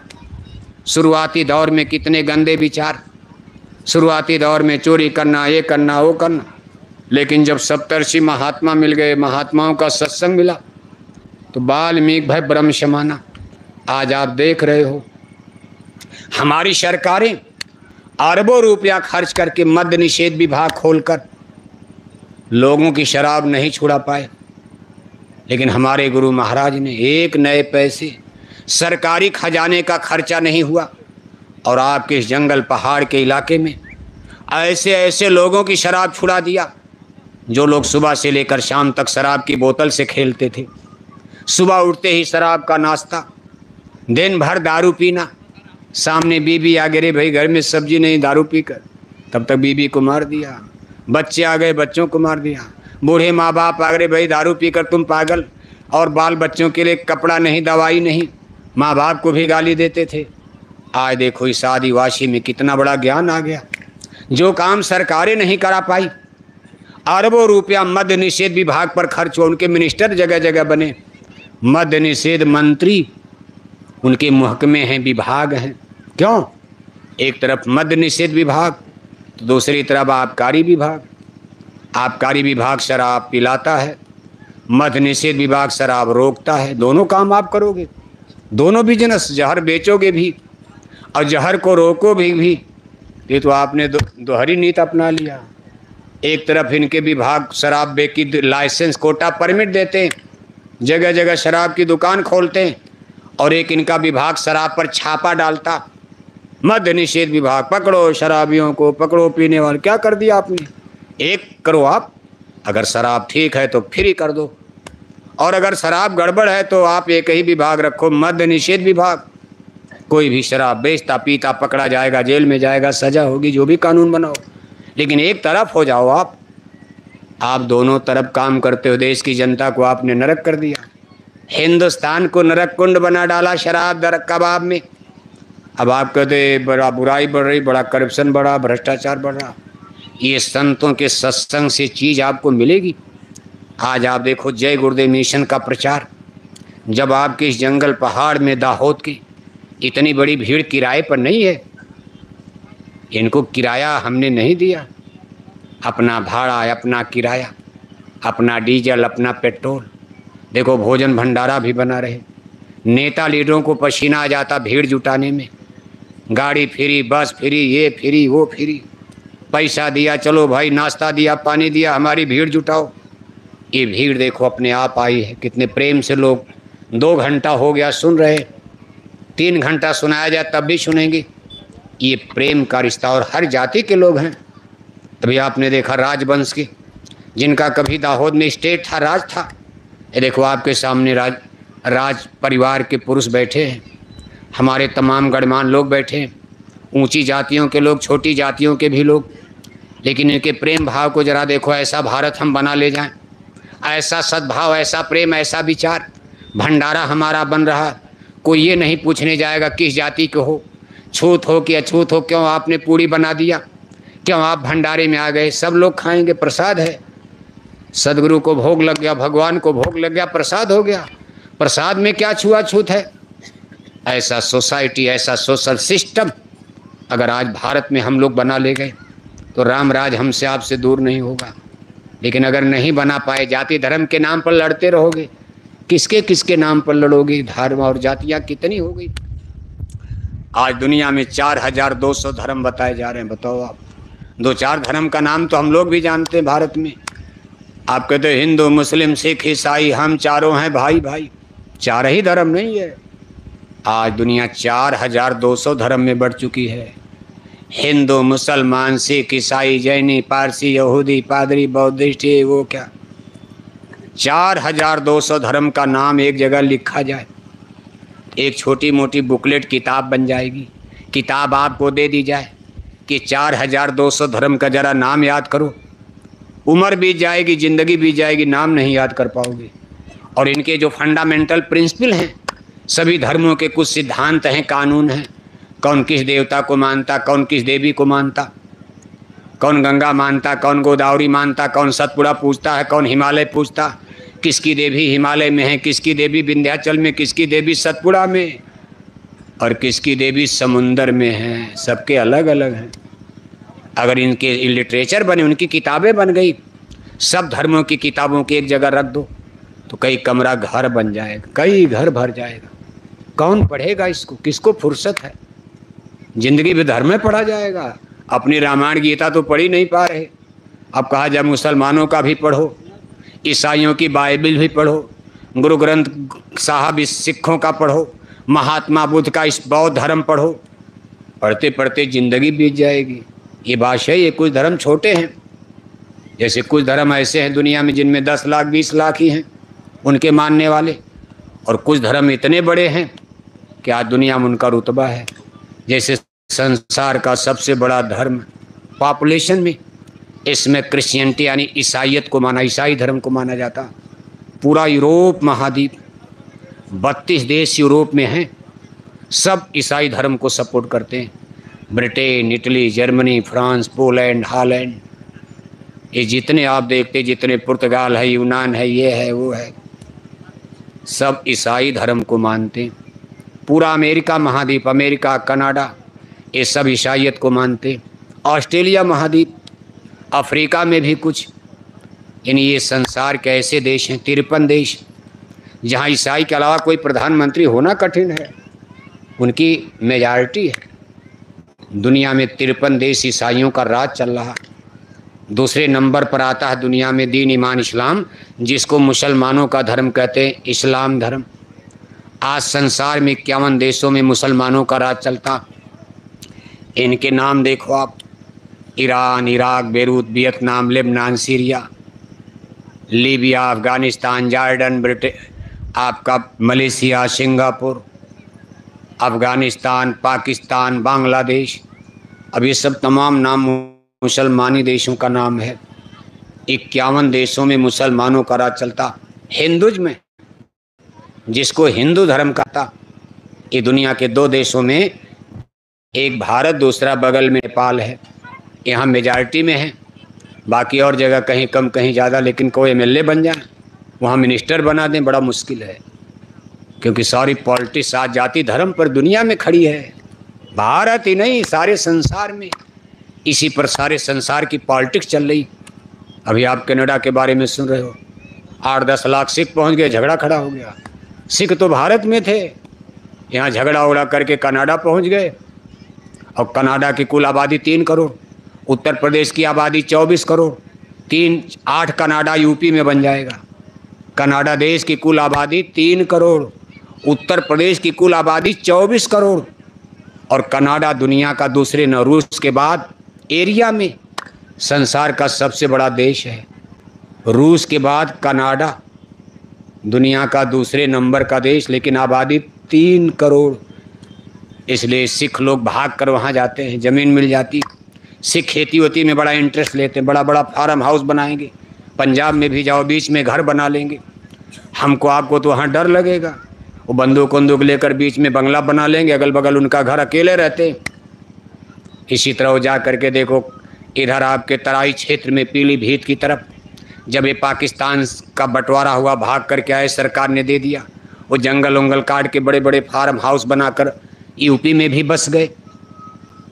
और अब यहाँ थोड़ा मोड़ा झगड़ा चला। उन्होंने झगड़ा क्या होगा, हमारा बांट दो, हमारा चूल्हा चाकी अलग कर दो।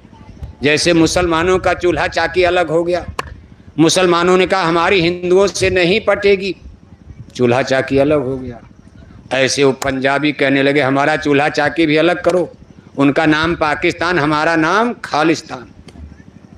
इसी पर झगड़ा हो गया। सरकार ने कहा नहीं होने देंगे। गोलियां चली, बंदूकें चली, भारत के प्रधानमंत्री तक मार दिए गए। वो लोग भाग कर कनाडा, और आज कनाडा में उनकी इतनी आबादी है, वहाँ MP MLA बनने लगे, वहाँ की सरकार को हिला देते हैं। कहने का कुल मतलब दुनिया का झगड़ा किस किस तरह का हो रहा। भारत पाकिस्तान का झगड़ा क्या है, चूल्हा चाकी अलग हो गया, भाई आप अपना कमाओ। अरे भाई भाई का चूल्हा चाकी अलग, आप अपना खाओ या अपना खाएंगे। लेकिन भाई कहता नहीं, तूने एक बीच से 1 फुट ज़मीन ज़्यादा ले लिया, कागज़ में कुछ बता रहा, मेड़ तूने गलत डाल दिया, ये मेड़ गड़बड़ है, 1 फुट ज़्यादा है, बस झगड़ा हो गया, लाठी चल गई, गोली चल गई। भाई भाई का झगड़ा। ऐसे भारत पाकिस्तान का झगड़ा। पाकिस्तान कह रहा भारत से कि आपने हमारा 4 पहाड़ कश्मीर में ज़्यादा ले लिया, पहाड़ है 4 पहाड़ आपने ज़्यादा ले लिया। भारत कहता भाई आपने हमारा 20 पहाड़ ज़्यादा कब्जा कर लिया। बस यही झगड़ा आज 75 साल से। वो कहता 4 पहाड़ आपने ज़्यादा ले लिया, भारत कहता आपने हमारा 20 पहाड़ ज़्यादा कब्जा कर लिया। भारत पाकिस्तान में 2-3 बार युद्ध भी हो गया, चौथे युद्ध का नगाड़ा बज रहा। कितने देश के सिपाही हमारे भारत में कितने मार दिए जाते, उन माताओं से पूछो। हम लोग तो शहीदी दिवस मानकर आगे बढ़ जाते, मोबाइल की घंटी बजा लेते हो, पढ़ लेते हो, और बस शहीदी दिवस फूल माला बढ़ाकर श्रद्धांजलि देकर आगे बढ़ जाते। लेकिन जिनका पति चला गया, जिनके पिता चले गए, जिस माँ की गोद सूनी हो गई, उसके दिल से पूछो कि ऐसी आज़ादी, ऐसा खेल, ऐसी शहीदी क्या वो माता पिता भी स्वीकार करते हैं? उनका कलेजा किस तरह से रोता होगा, दिल रोता। और हम आप तो भक्ति के गीत गाने लगते। ये सब दुनिया में क्यों होता? यही सब देखो दूर करने के लिए सत्संग की जरूरत होती है कि प्रेम पैदा करो, क्योंकि आपको यहाँ बहुत दिन नहीं रहना, रहना नहीं देश वीराना। संत महापुरुष इस संसार जगत को ही धर्मशाला सराय बता रहे। कहा जग सराय दिन 4 बशीरा, ये आमे काहू न काहू केरा। ये संसार ही धर्मशाला सराय है। थोड़े दिन में आप सब चलो, कितनों मारो काटो। राजाओं ने मार काट करके सब कुछ बनाया, लाखों को मार डाला, चलो करोड़ों को मार डाला, जिंदगी भर युद्ध लड़ते रहे। लेकिन जिस दिन जगत से गए सब लोग, और जब गए तो लेकर क्या गए? किले महल यहीं पड़े हैं, जंगल पहाड़ सब देखो धराशायी होकर, खंडार होकर गिर रहे, और सब लोग इसको छोड़कर चले गए। इसलिए महापुरुष कहते हैं संसार धर्मशाला सराय है। सराय किसी के दादा की नहीं होती। सराय में मुसाफिर आते हैं, 2-3 रात बिताया, डेरा कूच की आगे बढ़ गए। फिर दूसरे मुसाफिर आते, 2-3 रात बिताया, फिर अपना बेड बिस्तर लेकर आगे बढ़ जाते। ऐसे दाहोद आपका नहीं है, धोखा मत खाना।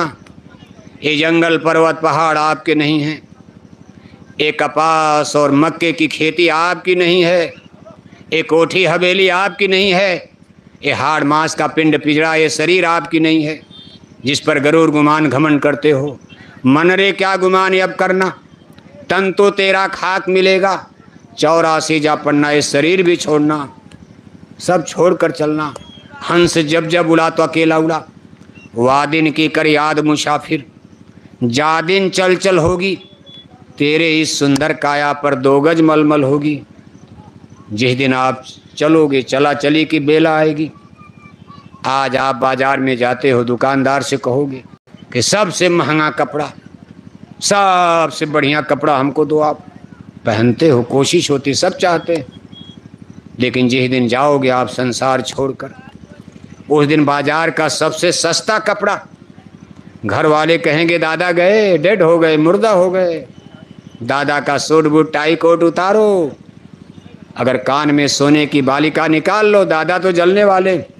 बहू क्या कहेगी, अरे बहू कहेगी बुढ़िया तो आग में जल जाएगी, इसका कान वाला सोना निकाल लो, नाक वाला सोना निकाल लो, गले का सोने का चैन निकाल लो, बुढ़िया अब आग में जलने वाली। सोना क्यों जलाया जाए? आपको जलाया जाएगा। सोना होना कपड़ा उपड़ा नहीं जलाया जाएगा। लोग जाएंगे घर वाले बाजार में, अरबों रुपया आपका बैंक में जमा है, कोई दया माया नहीं कि दादा को जरा सोना चांदी से विदा करो, बड़ी कमाई किया, हमारे कोठी हवेली किला महल बना दिया। कहा सबसे सस्ता कपड़ा बाजार में जिसको कफन कहते हो, घर वाले खरीद कर लाएंगे, उसी में ढक देंगे और जुलूस निकाल देंगे। पीछे पीछे गांव, 4 आदमी कंधे पर ला देंगे, पूरा गांव पीछे पीछे जुलूस में। नारा क्या लगेगा? राम नाम सत्य है, जिंदाबाद मुर्दाबाद नहीं, खेल खत्म। लोग क्या कहेंगे? राम नाम सत्य है, बाकी सब असत्य माने झूठा है। यही बात तो रामायण समझा रही, संत यही समझाते कि कहो उमाय अनुभव अपना, सत हरि भजन जगत सब सपना। हरि सत्य हैं, उनका भजन जिसको वेद वाणी ब्रह्म वाणी अनहद वाणी अनहद नाथ कहते, यानी जिसको आप भजन शब्द, मुसलमान भाई आसमानी आवाज़ कहते। ईसा साहब बाइबल में साउंड ऑफ स्काई कहा, साउंड ऑफ गॉड कहा, यानी यही शब्द जो आसमान से आता है, एक आवाज़ आ रही, ये साउंड और आवाज़ ही आत्मा और परमात्मा को जोड़े हुए है। बल्कि यूँ कहा जाए सारा ब्रह्मांड इसी शब्द की डोर में नथी होकर ये पूरा यूनिवर्स रोटेट कर रहा है, मूव कर रहा है। जैसे धरती सूरज के चारों तरफ, चंद्रमा धरती के चारों तरफ, सूरज गैलेक्सी के चारों तरफ, ये सारा ब्रह्मांड जैसे आप तमाम देखते हो डोरी में लट्टू बांध करके और फुलझड़ी बनाई जाती, शादी ब्याह में सजाया जाता, जगह जगह रस्सी लगा कर नीचे लट्टू लगा दिया, चमकीला बल्ब। इसी तरह सारा ब्रह्मांड नथी है। अब हम उसको देख तो नहीं पाते, लेकिन संत कहते भाई ये इस डोर को, जिस डोर से ब्रह्मांड को जोड़ा गया, नहीं तो आपस में टकराएंगे। हमारी धरती चंद्रमा से टकरा जाएगी, घूमते समय मंगल कहीं पृथ्वी से टकरा गया, चूरमूर भूकंप आ जाएगा, धरती टुकड़े टुकड़े खंड खंड हो जाएगी। इसलिए सबकी निश्चित रेडियस बनी और सबको एक निश्चित डोर में बांधा गया, उसी में सबको घुमाया जा रहा है। इस डोर को शब्द कहा गया। कहा नाम ही नाम रचा शब हुई, नाम बिना उद्धार न हुई, नाम ही डोर सूरज चली आई। इसी शब्द की डोर पर सबको बना करके शब्द की डोर पर आत्माओं को उतारा गया, आपको भी इसी पर उतारा गया। यानी नाम ही डोर सूरज, इसको नाम भी कहते हैं।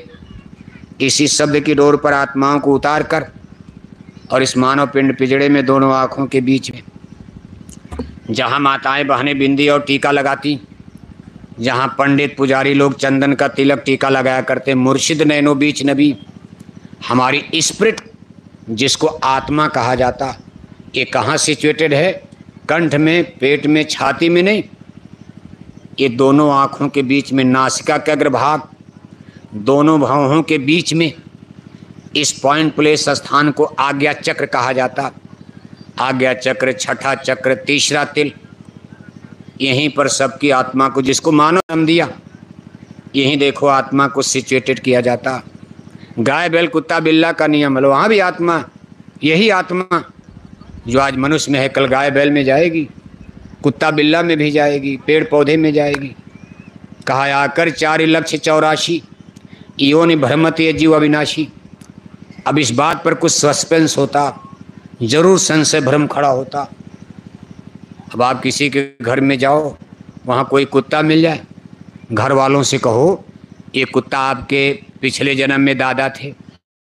मान लो अगर आपने कह दिया झटके में कि ये कुत्ता आपके दादा थे, तो आदमी लाठी उठाकर आपकी खोपड़ी तोड़ देगा कि मेरे दादा कुत्ता बन गए, मेरे दादा का इतना बड़ा मान सम्मान, मेरे दादा का दुनिया में इतनी बड़ी इज्जत, मेरे दादा स्वर्ग चले गए, बैकुंठ चले गए, कुत्ता क्यों बनेंगे? क्योंकि मरने के बाद ऐसा ही माना जाता कि सब लोग कहाँ चले गए? स्वर्ग चले गए। आपके भी गांव जीवार घर में जब कोई मरता ब्रह्मोत्सव 13वीं मनाते हो, अंतिम संस्कार करते हो, अंत में पूरे गांव जवान में अपनी जात बिरादरी में आप चिट्ठी लिख करके सूचना जब भेजते हो तो क्या सूचना देते हो? मेरे पूजनीय दादाजी का क्या हो गया? क्या हो गया? जोर से बोलो, क्या हो गया? स्वर्गवास, नरकवास नहीं, स्वर्गवास। दादा 2 कुंतल मछली खाकर मर गए, क्या हो गया? स्वर्ग।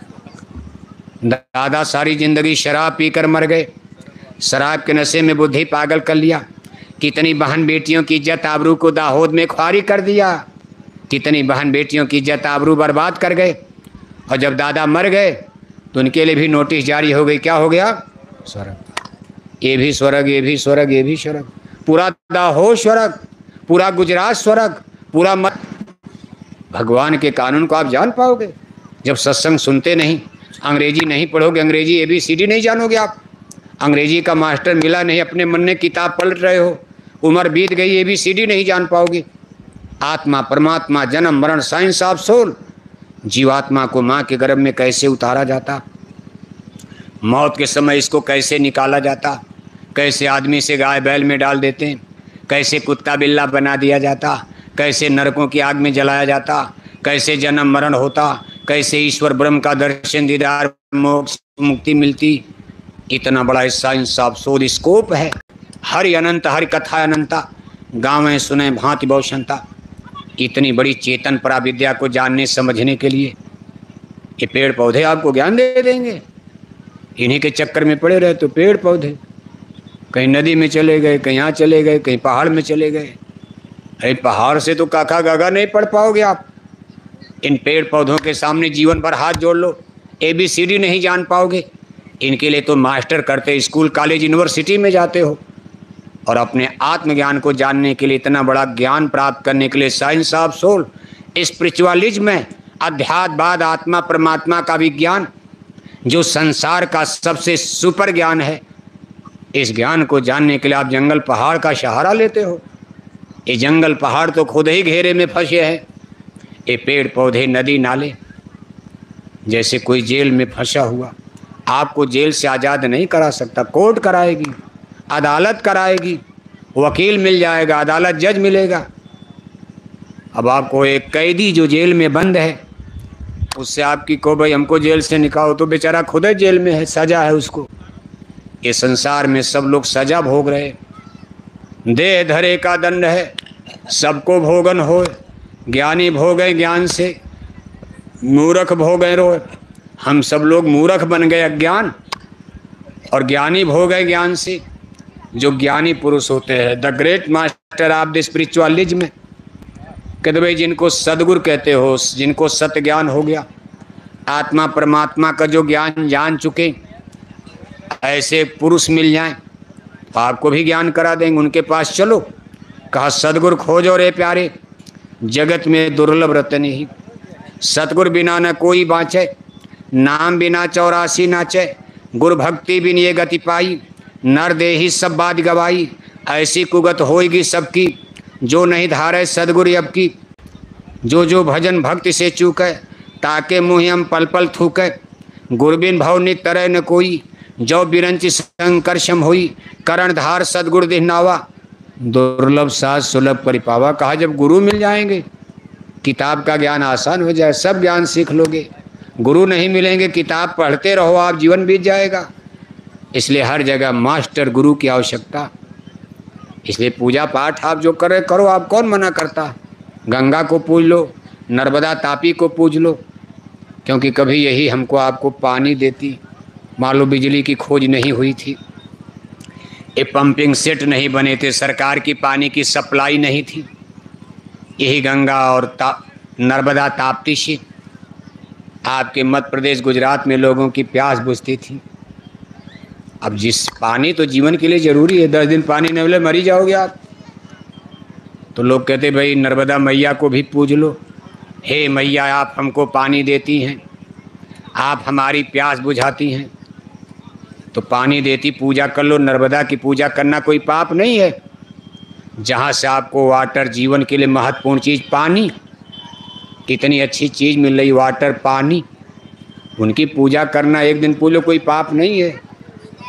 लेकिन नर्मदा मैया से कहो मुक्ति दे दो हमको, हे मैया मुक्ति दे दो, तो नर्मदा मैया रोएंगी, तुम तो खुद ही जाल में फंसी हूँ जन्म मरण में, तुम तो कितनी बार जन्मे मरे, मैं तो यहीं कितने युग से पड़ी हूँ, सड़ रही गल रही जल रही बह रही कट रही पिट रही, कभी बाढ़ में कभी सूखा में, कभी बड़े बड़े पर्वत पहाड़ रगड़ते हैं मरते हैं।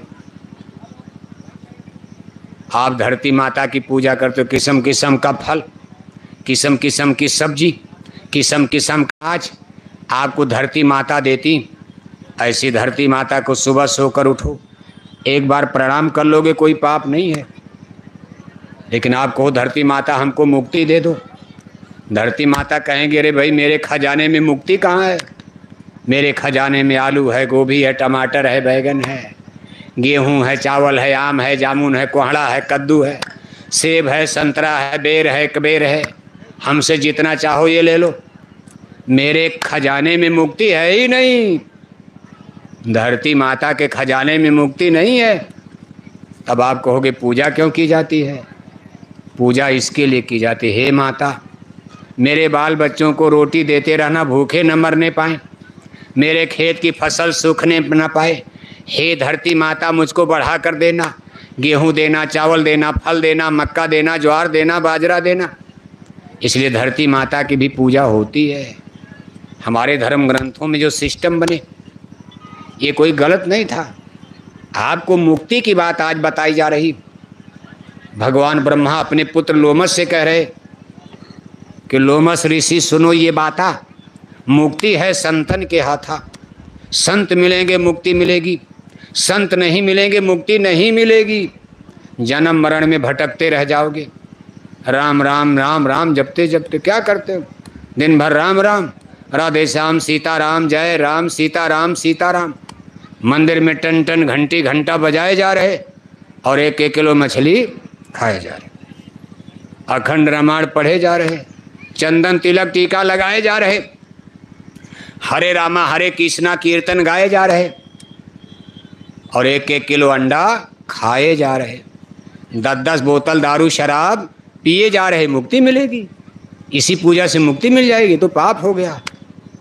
धर्म में कहीं हिंसा इसका कोई स्थान नहीं, सत्य हिंसा परमो धर्म है। आप इतने बैठे हो सब भगवान राम किन को मानते हो, सही से बताओ। भगवान राम ने कभी मांस खाया था? भगवान जोगेश्वर श्री किरण जी महाराज मांस खाते थे? रामायण गीता वेद भागवत शास्त्र पुराण में कहीं मांस खाना लिखा है? क्या करें, हाँ करे कि नहीं करे? नहीं। अब आप गुजराती में बोल रहे, पता ना हाँ कि ना नहीं। अब नहीं नहीं तो कर रहे, मानोगे नहीं, खाओगे आप। यहाँ तो नहीं नहीं कर रहे हो, सही भी है। कोई भी हिंदू भले रोज मछली खाता हो, उससे पूछो भाई भगवान राम मछली खाते थे? वो भी यही कहेगा नहीं बाबा नहीं, भगवान राम मेरी गोल में नहीं थे। भगवान राम किसकी गोल में थे? शाकाहारियों की। हनुमान शाकाहारी, अंगद शाकाहारी, जामवंत शाकाहारी, रावण मांसाहारी, मेघनाथ मांसाहारी। उधर गोल अलग और राम की गोल अलग। आज अगर गोल बन जाए तब भगवान राम किधर जाएंगे? किस गोल में जाएंगे? किस गोल में जाएंगे भगवान राम? और जिधर भगवान राम रहेंगे उधर विजय होगी, लंका उधर बजेगा। सत्य में जयते धर्म में जयते। भगवान राम बोरा वाली गोल में आने वाले हैं। पूजा तो सब करते हो, मछली खाने वाले भी राम राम, अंडा खाने वाले भी जय श्री राम, शराब पीने वाले भी सीताराम।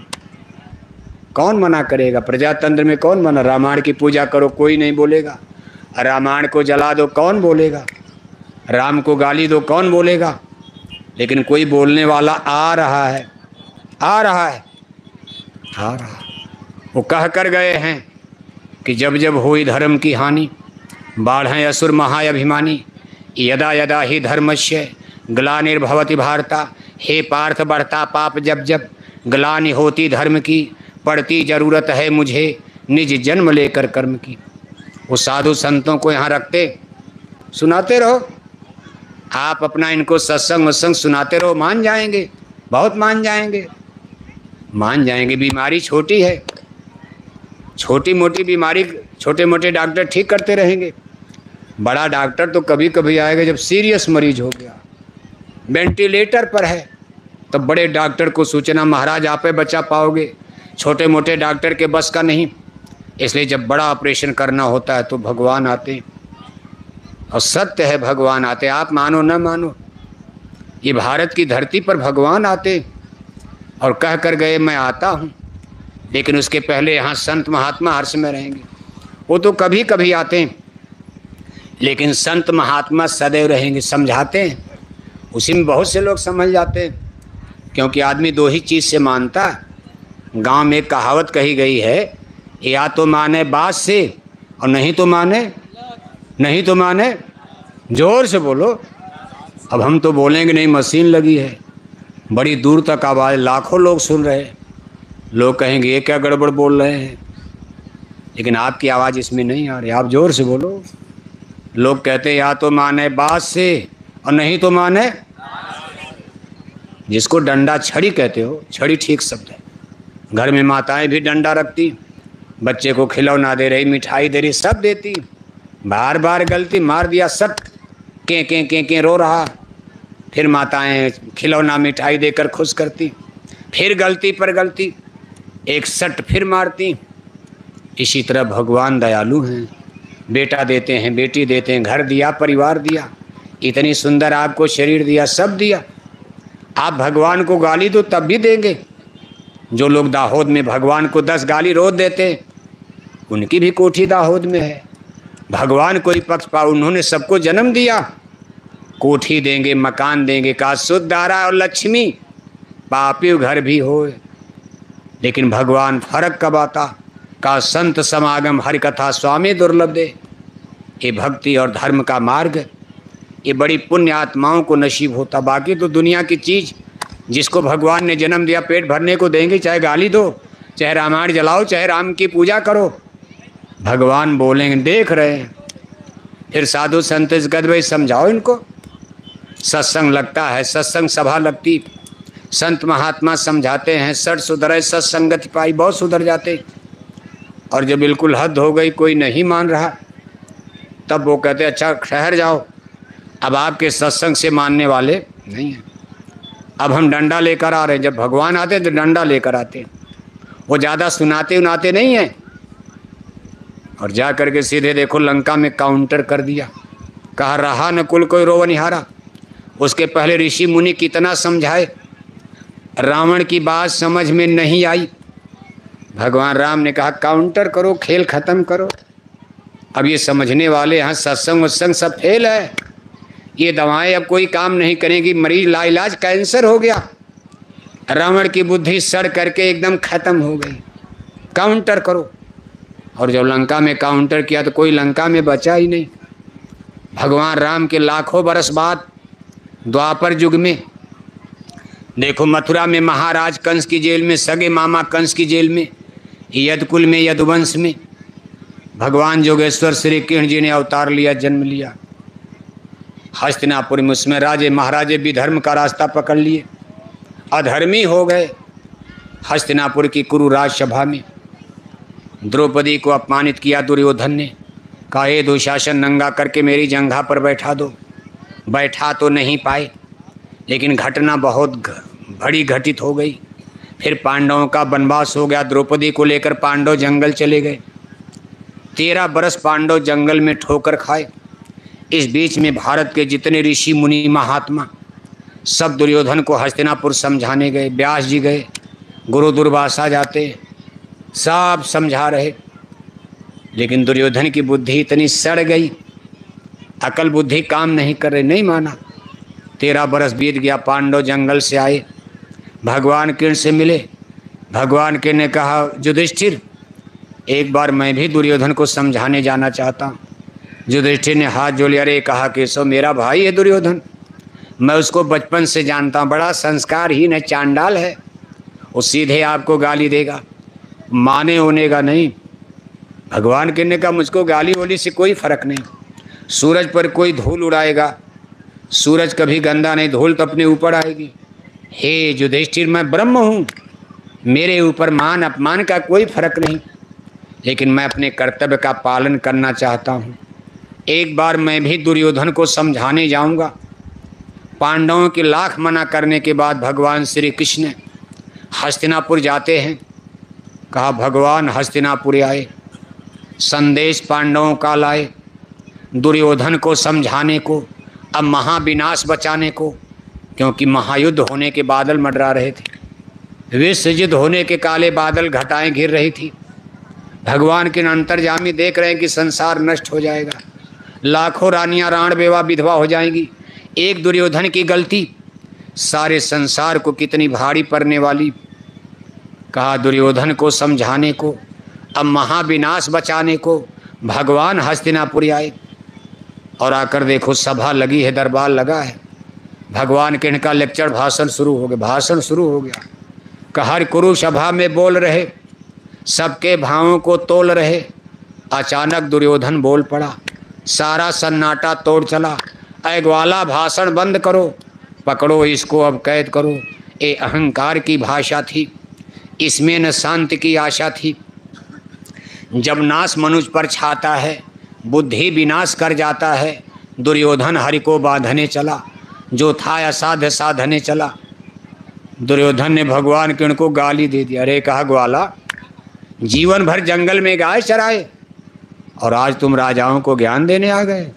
पकड़ो इस ग्वाले को, गिरफ्तार करो। जब तक पांडव मर नहीं जाएंगे जेल से छोड़ूंगा नहीं, जेल में मार डालूंगा इसको भी। पांडवों को मारने के बाद इसको भी मार डालूंगा। भगवान किरण हंसने लगे। कहा हमको बांधोगे, हमको तुम गिरफ्तार करोगे। अब भगवान को कोई क्या बांध पाए। माँ जसोदा ने बचपन में बांध लिया प्रेम में। माँ तो बांध सकती है प्रेम में, सेबरी जूठा बेर खिला सकती है प्रेम में, लेकिन अहंकारी राजा रावण, वहाँ भगवान राम को कोई बांध पाएगा? नाक फांस में भी नहीं बांध पाए। कहा दुर्योधन हरि को बांधने चला, जो था असाध्य साधने चला। हरि हंसे, चल दिए, निकल गया। मुझको बांधो, देखो। वहाँ से निकल कर चले गए। जहाँ पांडव थे वहाँ पहुँच गए। करुणा सिंधु करुणा सागर एकाएक आज कठोर बने। जिनको आप दया सागर कहते हो, वही करुणा के सागर हैं। गरीबों पर दीन बंधु दीनानाथ नाम है उनका। दीनों पर दया करते हैं, भक्तों के ऊपर कृपा करते हैं। आज देखो भगवान ही नाराज हो गए। इतनी बड़ी गलती हो गई कुरुराज सभा में, आज भगवान ही नाराज हो गए। अब बताओ भगवान नाराज हो जाएं, कोई एमपी एमएलए आपको बचाएगा? भगवान नाराज हो जाएं, ऊपर की सरकार नाराज हो जाए, कोई मंत्री मिनिस्टर पानी बरसाएगा? आज देखो, हम नहीं आप मानते हो, सब लोग मानते, जो लोग हिंदुज़म को मानते हो कि भगवान, किन को लोग भगवान मानते, राम को मानते हो। चलो कुछ लोग नहीं मानते, उनका इलाज हो जाएगा। जो नहीं मानते बाद में देख लिया जाएगा, लेकिन जितने मान रहे, अगर आप किन को भगवान मान रहे, आज देखो करुणा सिंधु करुणा सागर एकाएक आज कठोर बने, नाराज हो गए। और नाराज होकर के उद्घोषणा कर दिया, गर्जना कर दिया, बड़े कड़े शब्दों में बोल गए। कहा भाई, अब कहा शिव नेत्र तीसरा खोलेंगे, सब दिग दिगंत अब डोलेंगे, सब राजवंश टकराएंगे, सब मिट्टी में मिल जाएंगे। याचना नहीं अब रण होगा, आगे अब घोर समर होगा। अब भगवान किरण का भाषण की नेता का लेक्चर होता तब तो गलत हो जाता। नेता तो कुछ भी कहें, कोई बात जरूरी नहीं सही हो जाए, लेकिन ये भगवान का भाषण था। भगवान की आवाज़ निकल गई, सब राजवंश टकराएंगे, सब मिट्टी में मिल जाएंगे, रानियां राण बेवा विधवा होंगी सारे संसार में, सारे राजा राजकुमार मारे जाएंगे, कुरुक्षेत्र की धरती खून से लाल होगी, सेनाएं सज गई, कौरव पांडव दल आमने सामने खड़े हो गए। 18 दिन के युद्ध में कोई राजा राजकुमार जिंदा घर नहीं जा पाया। 55 लाख की मलट्टी कौरव पांडवों की, जिसमें देखो 18 आदमी जिंदा बचे थे 19वें दिन। जिस दिन युद्ध खत्म हुआ 55 लाख में सब मर गए, केवल 18 आदमी जिंदा बचे। 3 बचे कौरव दल में, जिसकी संख्या 33 लाख थी। उस कौरव दल में बचे केवल 3 आदमी, कृतवर्मा, कुलगुरु कृपाचार्य और अश्वत्थामा। पांडव दल जिसकी मलट्टी पावर 22 लाख थी, पांडवों का 21 लाख, कौरवों का 33 लाख, कुल मिलाकर के 55 लाख की पावर मिलिट्री, और केवल 18 आदमी जिंदा बचे। पांडव दल में 15 आदमी, 5 तो पांडव बच गए, भगवान कृष्ण बच गए, कुछ द्वारिकापुरी के यदुवंशी सरदार बच गए, सत्य की इस तरह से कुछ लोग मिला करके कुल 15 आदमी पांडव दल में, 3 आदमी कौरव दल में। 18 दिन में इस महायुद्ध में 55 लाख लोग मर गए। रानियां राण बेवा विधवा हो गई धरती पर। उस समय आबादी इतनी ज़्यादा नहीं थी, धरती पर औरतें ज़्यादा हो गई, पुरुष कम हो गए भारत में। यानी औरतों को शादी करना तो पुरुष नहीं, सब रण क्षेत्र में मार दिए गए। हजारों वर्ष तक भारत की स्थिति डिसबैलेंस रही, औरतें ज़्यादा और पुरुष कम रहे। फिर इसी में तमाम विकृति पैदा हुई समाज में। कहने का मतलब यह है, अगर भगवान ही नाराज हो जाए कौन बचाएगा। आज आपको हम बताने आए हैं कि भगवान आपसे नाराज हो रहे, नाराज हो गए। ए हिंदू मुसलमानों, कान खोल कर सुन लेना, आज की तारीख याद रखना, अपनी डायरी में नोट कर लेना। कोई बोरा वाला आया था, मथुरा वाले गुरुजी का संदेश सुना कर गया। संतों की बात कभी वृथा नहीं जाती। कुदरत है नाराज खड़ी, आगे तबाही बड़ी बड़ी। कुदरत माने भगवान आपसे नाराज हो चुके, तबाही आ रही। अभी आपने बाढ़, सूखा, अकाल, महामारी, भूकंप देखा नहीं है।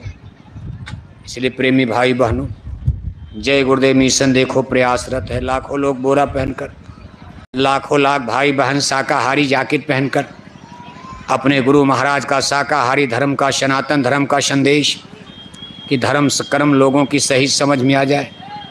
अब तो एक एक गांव गोद लेकर लोग को गांव गांव घर घर जा रहे, लोगों को बता रहे, समझा रहे, सुना रहे।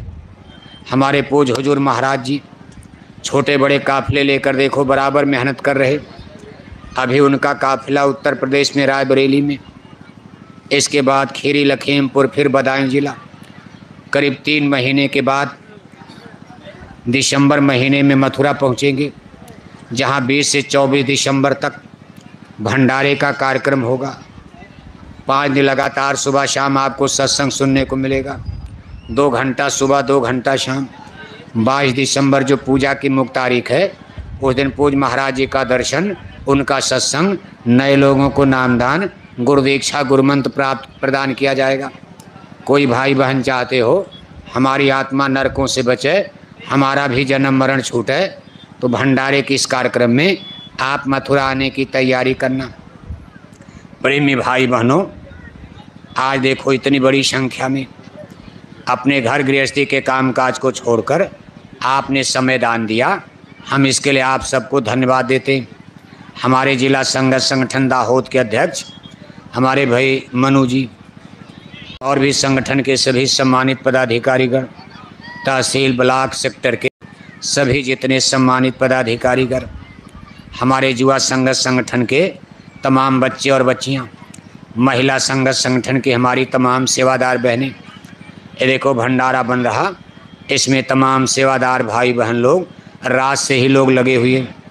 ये डेरा तंबू लगाना, लाउडस्पीकर, मंच, हम सबको धन्यवाद देते हैं।